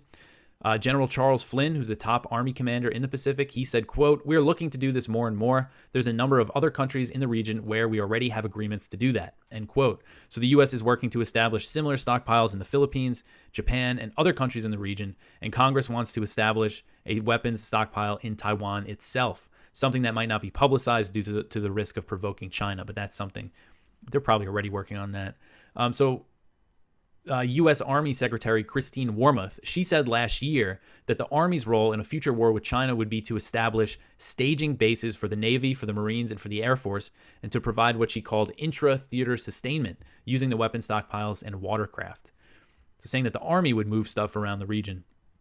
And she said the Army would also have a role to play in the homeland since a full-blown war with the U.S. and between the U.S. and China would likely spread. She said, quote, "If we got into a major war with China, the United States homeland would be at risk as well, with both kinetic attacks and non-kinetic attacks," end quote. So this is what they're talking about and openly preparing for. U.S. military officials make it no secret that they're prepping for war with China. The way that they frame it is that, we're trying to deter war. That's the last thing we want. But if we have to fight a war, we have to be able to win it. And while what they call deterrence is actually provocation, and it's just making war in the region more likely because, of course, China is reacting.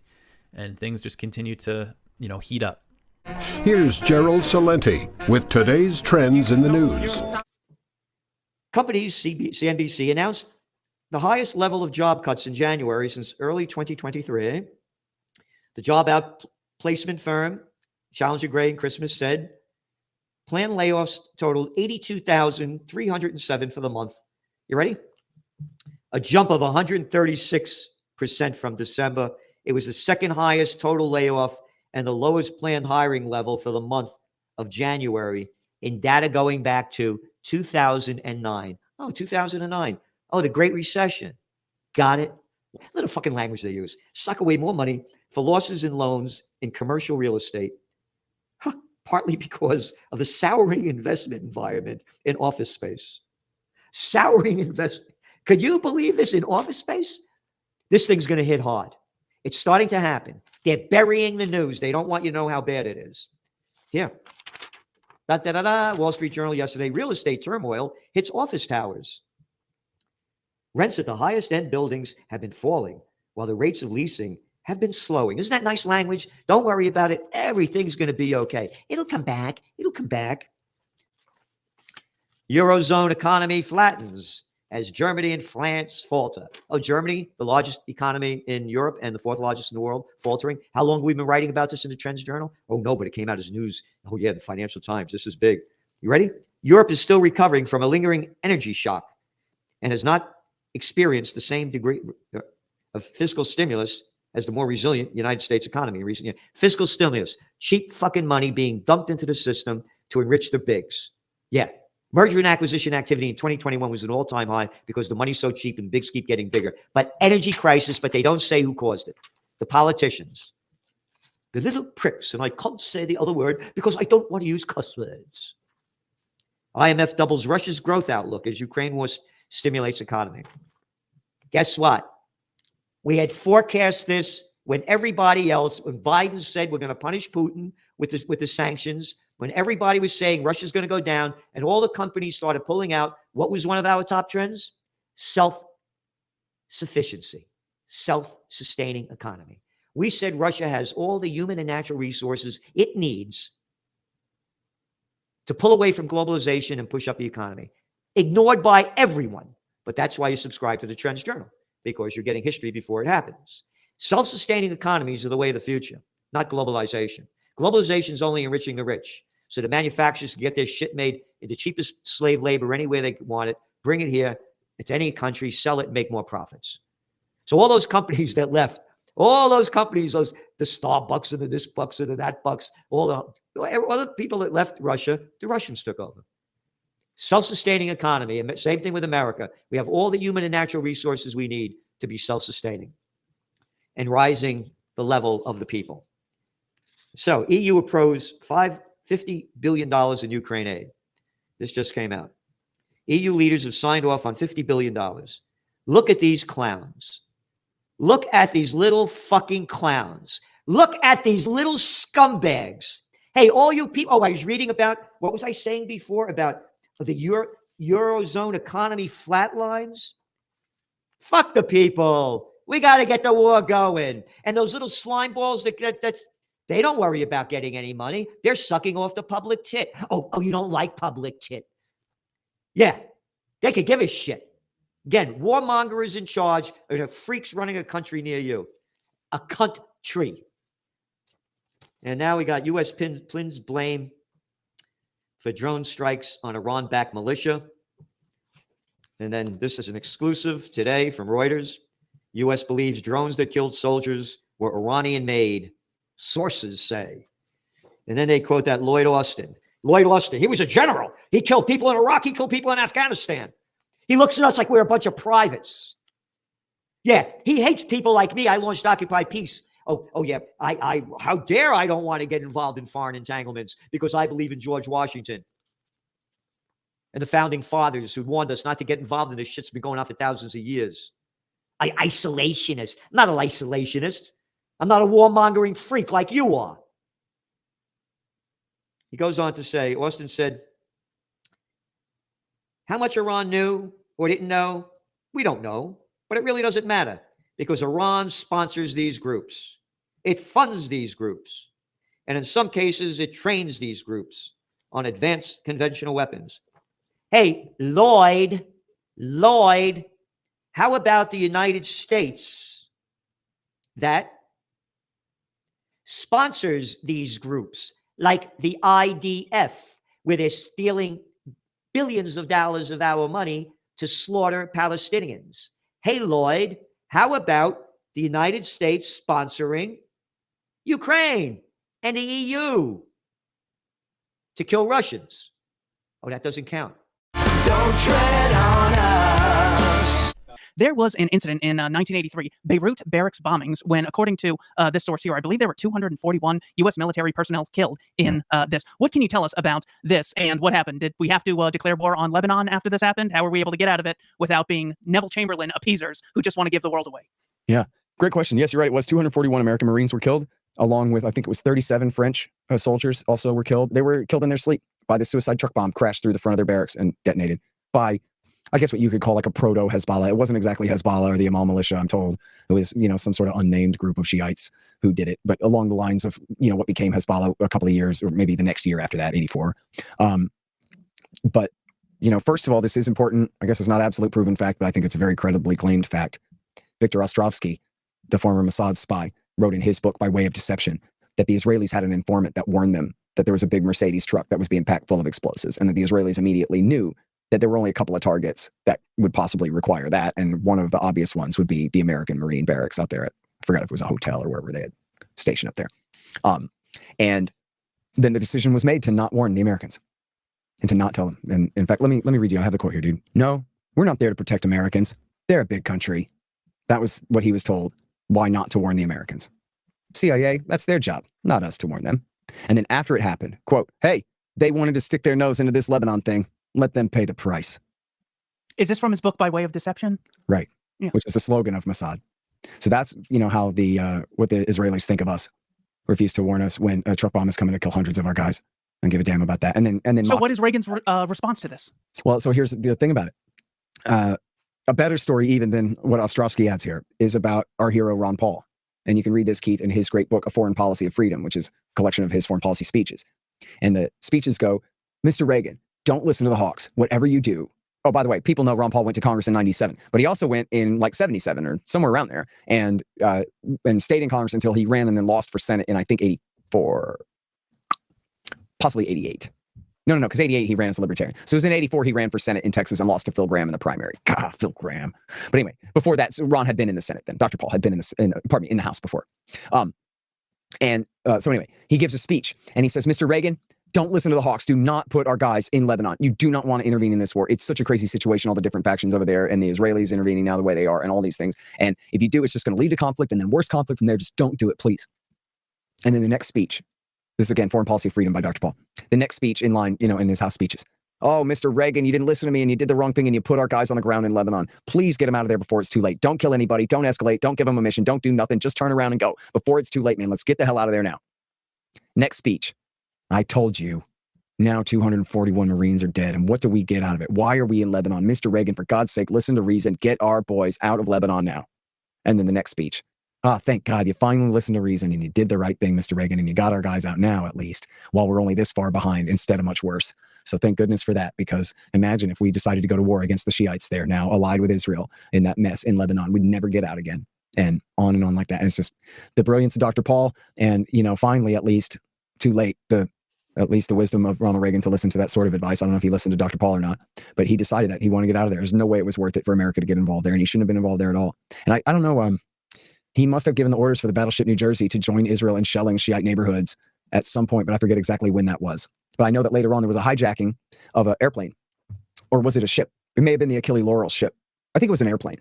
And then the terrorists were running up and down the aisle going, New Jersey, New Jersey. And they were looking for Americans to kill, and they're going, New Jersey, New Jersey. And the people on the plane were like, what the hell is he talking about? Why are they saying that? Well, that was the name of the battleship that had been shelling the neighborhoods, the suburbs of Beirut.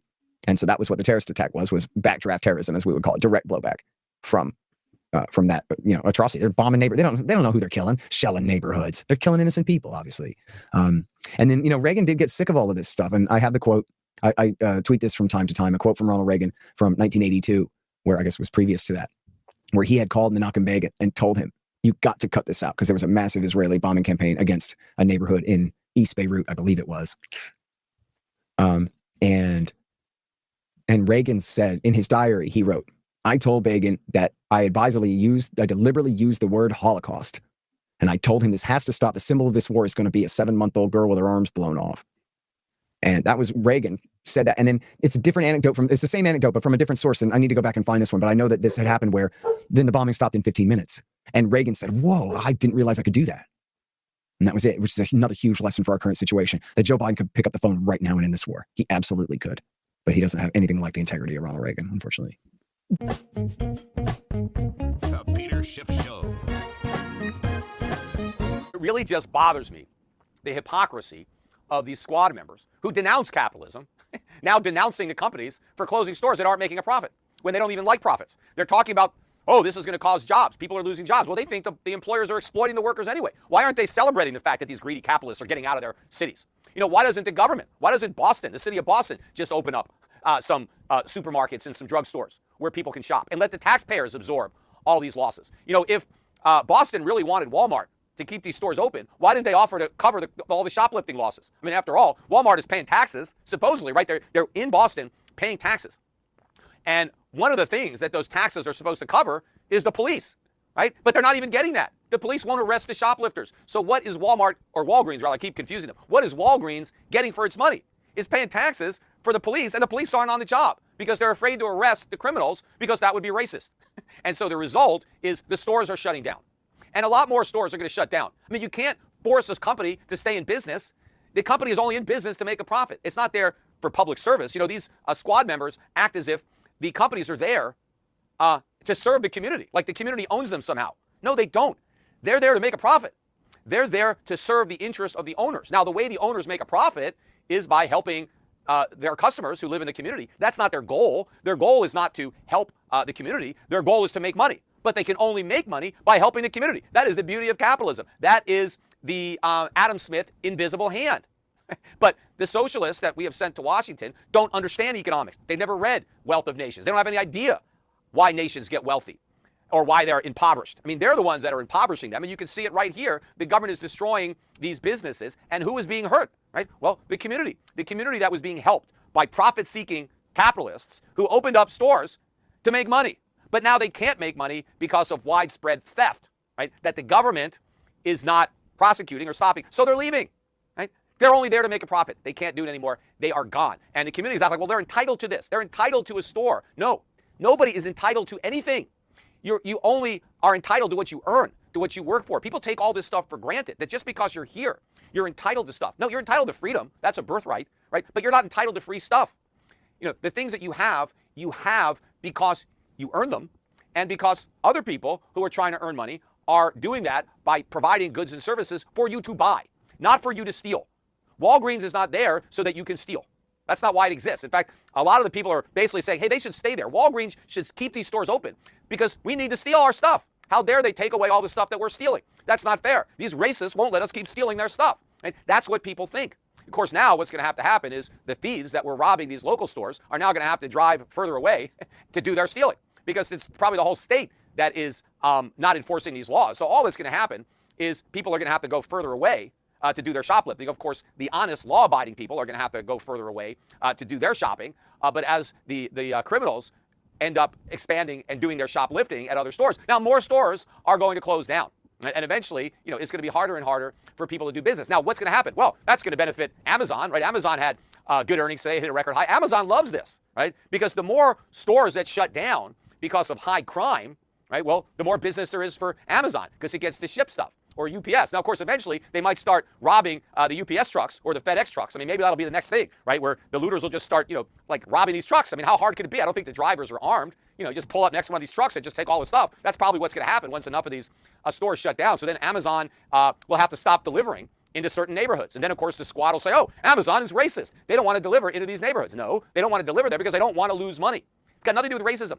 These companies would love to keep these stores open in these African-American communities. They want to make money in African-American communities. That's why they opened up the stores, right? They were African-American communities when these racists opened up these stores there. So the race of the customers didn't bother Walgreens, right? If they're racist now, why weren't they racist then? If they're so racist, why did they open the stores in the first place? They opened the stores because they want to make money, even if there were some racists at Walmart.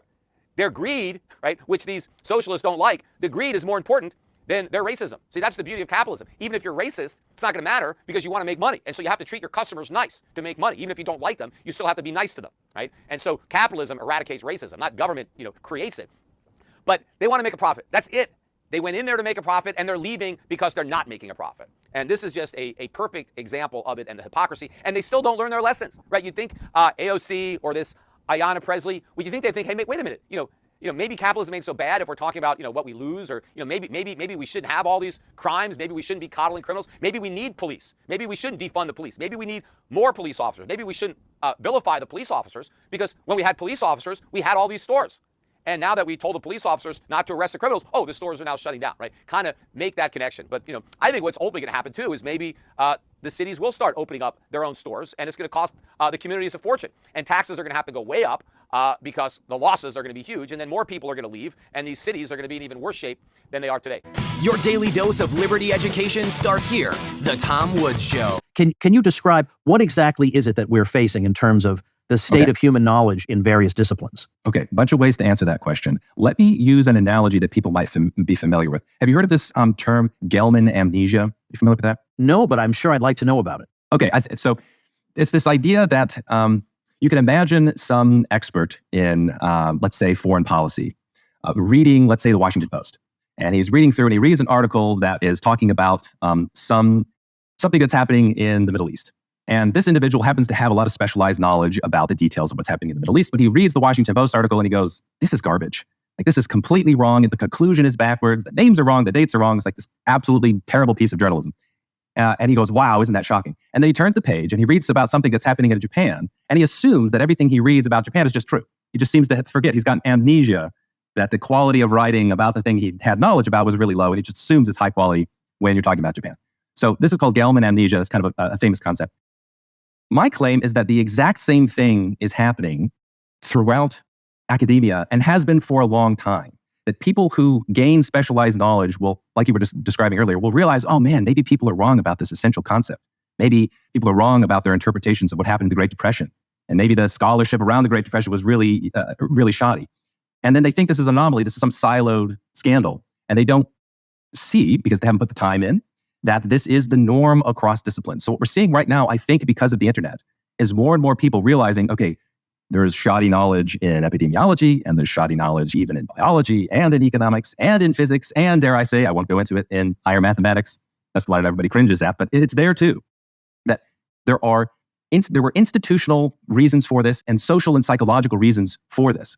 So I'm saying that, in the big picture, academia has failed, and I'm trying to play the story out of when it failed and why it failed. And the narrative I am coming to is that the 20th century generally was filled to the brim with really bad ideas that were articulated poorly, that paradigms were established not due to their intellectual merit, but because of political and social reasons. And it just is the case that once a paradigm is established, it's incredibly hard to clean it up over time. And so when you look at the modern paradigms that we live under across domains, most of them were established in a time period, I say, between 1880 and about 1950. This was a time period where you had a bunch of revolutions, not just in the world. You had political revolutions, economic revolutions. You had, electrification, for example. It was also a bunch of revolutions that were happening in the world of ideas, stretching from math to physics to economics and psychology to medicine. A bunch of our modern paradigms were established in this time frame. And, in my opinion, those paradigms aren't very good. Most of them have very big flaws that were even pointed out back then. It just turns out that for historical and political reasons, the skepticism, the good skeptical arguments that were made criticizing the ideas, let's say, in the Copenhagen interpretation in physics in the 1920s, those skeptical arguments didn't win out. Again, not due to their intellectual quality, but just due to social dynamics. So sort of in the big picture, the way I put it is, I think we're in the middle of a dark age. In my opinion, I am an optimist. I think we're coming out of the dark age. I think a lot of people are realizing this. And so what I'm trying to do is kind of take stock and say, okay, what are the ideas, big and small, which we need to carefully re-examine? What are these treasured ideas that we believe there's a consensus of experts about? What are the ones that are good? What are the ones that are bad? And unfortunately, the more I research, the longer the list gets. Right now, I have a list that has more than 100 entries in it. I think each one of these topics really does need to be re-examined in detail at some point by somebody or some institution. So kind of coming full circle to what I'm doing with this new research institute, it's called the Natural Philosophy Institute. And the reason that I'm in the process of making it right now is because I realized I only have so much time, and I only have so much interest that will drive me deep enough down rabbit holes where, like, I'm really interested in the philosophy of mathematics. That's one of those things I'm willing to go very deep down the rabbit hole. But it's impossible for me to go down all the rabbit holes that need to be gone down to kind of see the big picture and get us out of the circumstance that we're in. So I figured what I need to do is try to make a research institute to help bring other people in, to try to coordinate other researchers, either because I can pay them. I'm not there yet. Before that, maybe I can bring other independent minds that are out there on the internet, and we can coordinate on which rabbit holes to go down. And we can have a very careful, skeptical eye in looking over a bunch of topics, and then having, if you will, something like a heterodox Wikipedia, let's say, which is saying, okay, here are we're not just going to make a one-off Facebook post about, hey, look, this idea is wrong. That'll be lost forever. We're going to say in a methodological way, here is a bunch of, here's a long list of really important topics that we've gone through and we vetted. And here is the evidence, in favor and against what the orthodoxy has been for the last century or so. So that's what I'm trying to do with that FI. And that's the big picture for you, Tom. I mean, I remember all the way back at the time of the Persian Gulf War of 1991. And one of the things that people did to indicate they were on board for that was they would tie a yellow ribbon on something.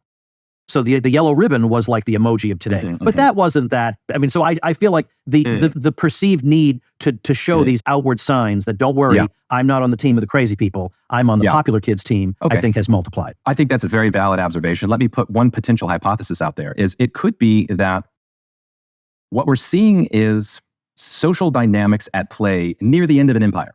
Okay, so it's tempting to universalize and say, hey, maybe the internet has revealed some flaws in the human psyche, or maybe the internet has pushed us into a new cultural window. But it's also the case that we might be, our American culture might be breaking down in a unique way, where if this were happening without the internet, you might see a lot more yellow ribbons out there anyway. Yeah. But because we're seeing general decay, that's just, we're missing cause and effect here.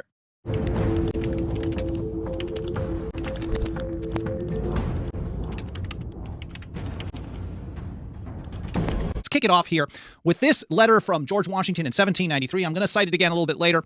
He says, the Constitution vests the power of declaring war with Congress. Now, keep in mind, some of these same people want you to believe that the power to declare war is limited to Congress just issuing a document. They have no say over anything else. But there is not a single person, anti-federalist or federalist, that they can cite at the founding that believed that to be the case. Instead, everyone, even Hamilton, believed that the power to declare war was the power to change the state of things from peace to war. Even if another nation declared war first, it was still up to Congress. Because if you think about it, not in any situation, you may not always want to go to war. And they wanted to have a scenario where it wasn't in the hands of a single dude to make this decision, because maybe you want to have a war with the people on your southern border, for example. This is something that we'll address here in a little bit in 1793. But George Washington actually said, well, maybe we don't want to do that because it might draw a European ally and create a wider war. So it really was up to the representatives of the people and the representatives of the states, at least how it was at that point, to make this decision, even in response to another nation declaring war. So the Constitution vests that power with Congress, according to President Washington. Now, he did follow up on this, and it sounds like he included a big caveat. So he said, therefore, no offensive expedition of importance can be undertaken until after Congress shall have deliberated upon the subject and authorized such a measure. So most people, when they hear this, because they have confirmation bias, they just want to believe that George Washington didn't follow the Constitution as, well, the Constitution was approved, and therefore, well, or the Constitution wasn't approved in the way that we're telling you, that only Congress can make this decision. They say, well, oh, see, look, he set the stage. He can do these offensive measures. As long as it's not a big deal, maybe small raids and things like that, we're all okay.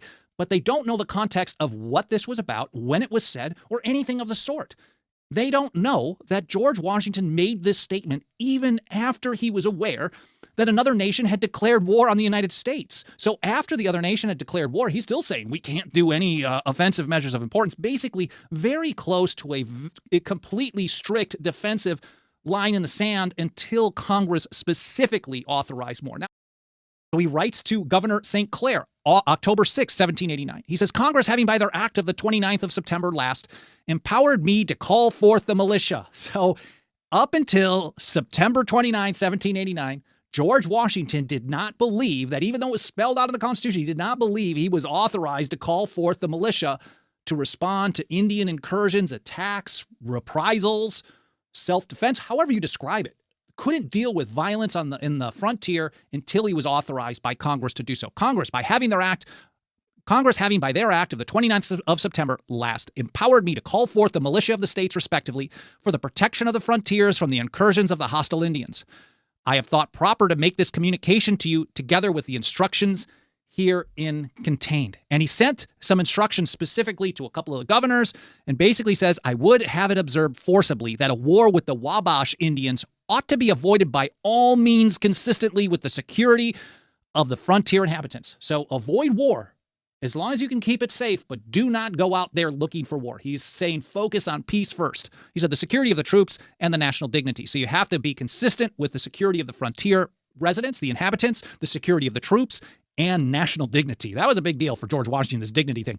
He says, but if after manifesting clearly to the Indians the disposition of the general government for the preservation of peace and the extension of a just protection to the said Indians, they should continue their incursions, the United States will be constrained to punish them with severity. So he's saying, look, offer them a deal, stay at peace, tell them you'll even protect them and keep things at peace. You want to trade. That's, of course, George Washington's policy. But if after this they keep attacking, they keep doing these incursions, and of course, other people can debate over who is doing incursions, who is on the offense, who is attacking, who is defensive. But for him, under the Constitution, he's basically saying, look, only after we go through all these efforts can you actually go out there and punish them with severity. And this is, again, more evidence that what all the supporters of the monster state, supporters of unilateral executive war powers are just full of it. Either they're totally lying and hoping you're ignorant, or they're ignorant, or maybe some kind of combination of all the above. Now, to sum it up, George Washington understood war powers like this. Congress makes the decision if the nation will go to war. And you can fend off of it an attack or repel an actual invasion, but that does not implicate the declare war power clause.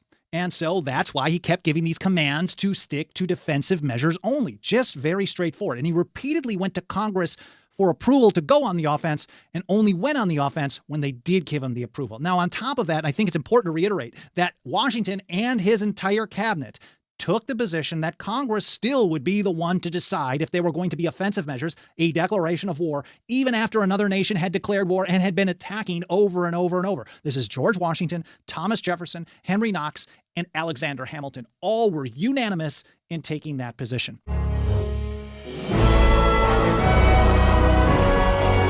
There's another variable, and the Fed claims they have no control of this, but I say they instigate it, and that is dealing with the budget and the deficits. You know, so often when I was in Washington and the Federal Reserve Board chairman would be before the committee, I would ask him about this, and they usually deferred, about the deficit. They usually deferred to the Congress. They spend the money, and we have to do what they say. But the other way to look at that is the Congress does it because they're partners with the Federal Reserve because they know the Fed is going to print the money. But they go back and forth, and they leave out the people who suffer the consequence because long term, the people will have to pay for it. But there has been budget discussion, and I sat through those things for many years, and it didn't take long for me to come to the conclusion it's all talk. It doesn't give a budget that they live by. It has nothing to do with a business person that has to deal with a budget. And they talk about this. They can change it. They can increase it. They can always have emergencies. But what are the numbers this year? I guess they didn't cut very much, or not even pretending to cut anything, because if they're pretending to cut, I probably wouldn't believe them anyway. It was more of the same, quite frankly, and we're getting a lot of rhetoric from the administration, and I would argue some gaslighting as well, but the numbers really don't support it. I mean, the introductory message for the budget suggested, and this was a direct quote, Biden said, "Throughout we have delivered on our commitment to fiscal responsibility, cutting the deficit by more than 1.7 trillion in the first 2 years of the administration." But fiscal responsibility sounds impressive, but I'm not sure it's the reality of the situation. I think a quick look at the numbers really dispels the notion. Over the next 10 years, from 24 up until 33, the total deficit is projected at 17.16 trillion. There will not be a single year in which the deficit will be less than $1.5 trillion. And that's all assuming that there are no intervening wars, recessions, or other spending sprees in that time period. But to think about that for a moment, right? Responsibility is now defined as spending at least $1.5 trillion more than the government extracts in revenue every single year for the foreseeable future. Federal spending is now projected to grow from 6.9 trillion in 2024 to over 10 trillion in 2033. So the one thing that's clear, there isn't a plan in mind, and spending is the name of the game moving forward, and I think that just ends very poorly without a sharp change in direction. We all talk about, and the people are becoming aware of it, and even the average pundit on TV knows that there's a big debt. It's $33 trillion, and there is how is it ever going to get paid? But then they go and do the same thing again, because it isn't one party. You could say, well, it's only the Democrats that spend the money, but the record shows that it is a bipartisan thing. So when people cry out, what we need is more bipartisan, I said, well, so far we have too much bipartisanship, because they're the ones who finally passed the budget, and they endorse all this activity. They endorse this foreign adventurism. So I think that bipartisanship is a big deal. But the one thing they don't talk about a whole lot, I think is very significant, because this will be the bottom line, because it depends on other factors, and that's the unfunded liabilities. And there are some predicting now that Social Security is going to be in real trouble in less than 10 years and maybe sooner. And I don't think they can predict exactly when, because if there's a big dip in employment, the cash flow is different, but there's so many variables. But what about this unfunded liability? Does a number come to you about what people, because I see different numbers referring to how much we really owe. If you were a business and just because it wasn't funded and you owed the money, it would be a significant number. But that number has to be huge as well. It is. We hear varying numbers, of course. I think over $100 trillion. The reality is, I don't see how we pay our unfunded liabilities in the situation we are, particularly in a climate of mounting debt and mounting debt service. You mentioned Social Security. Debt payments last year were essentially the same as Social Security outlays. So the reality is there isn't a plan. There isn't really even a plan to pay for the budget shortfall, right? Biden's talking about taxing, right? He's saying wealthy corporations and individuals aren't paying enough taxes. So the solution is to tax them more. But even by, the administration's own numbers on increasing taxes, it would bring in about $120 billion in extra revenue. Furthermore, the 10-year deficit projections include these increase in taxes. So, we've got about 6.6% of deficit reduction over the next decade. Where is the other 93% of the money coming from?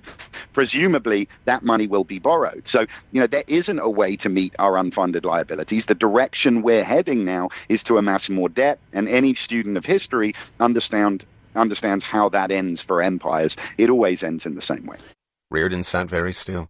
The words in his mind were like the beat of steps down the trail he had been seeking. The words were the sanction of the victim. You who would not submit to the hardships of nature, but set out to conquer it and placed it in the service of your joy and your comfort. To what have you submitted at the hands of men? You who know from your work that one bears punishment only for being wrong. What have you been willing to bear, and for what reason? All your life you have heard yourself denounced, not for your faults, but for your greatest virtues. You have been hated, not for your mistakes, but for your achievements. You have been scorned for all those qualities of character which are your highest pride. You have been called selfish for the courage of acting on your own judgment and bearing sole responsibility for your own life. You have been called arrogant for your independent mind. You have been called cruel for your unyielding integrity. You have been called antisocial for the vision that made you venture upon undiscovered roads. You have been called ruthless for the strength and self-discipline of your drive to your purpose. You have been called greedy for the magnificence of your power to create wealth. You, who've expended an inconceivable flow of energy, have been called a parasite. You, who've created abundance where there had been nothing but wastelands and helpless, starving men before you, have been called a robber. You, who've kept them all alive, have been called an exploiter. You, the purest and most moral man among them, have been sneered at as a vulgar materialist. Have you stopped to ask them, by what right? By what code? By what standard? No. You have borne it all and kept silent. You bowed to their code, and you never upheld your own. You knew what exacting morality was needed to produce a single metal nail, but you let them brand you as immoral. You knew that man needs the strictest code of values to deal with nature, but you thought that you needed no such code to deal with men. You left the deadliest weapon in the hands of your enemies, a weapon you never suspected or understood. Their moral code is their weapon. Ask yourself how deeply and in how many terrible ways you have accepted it.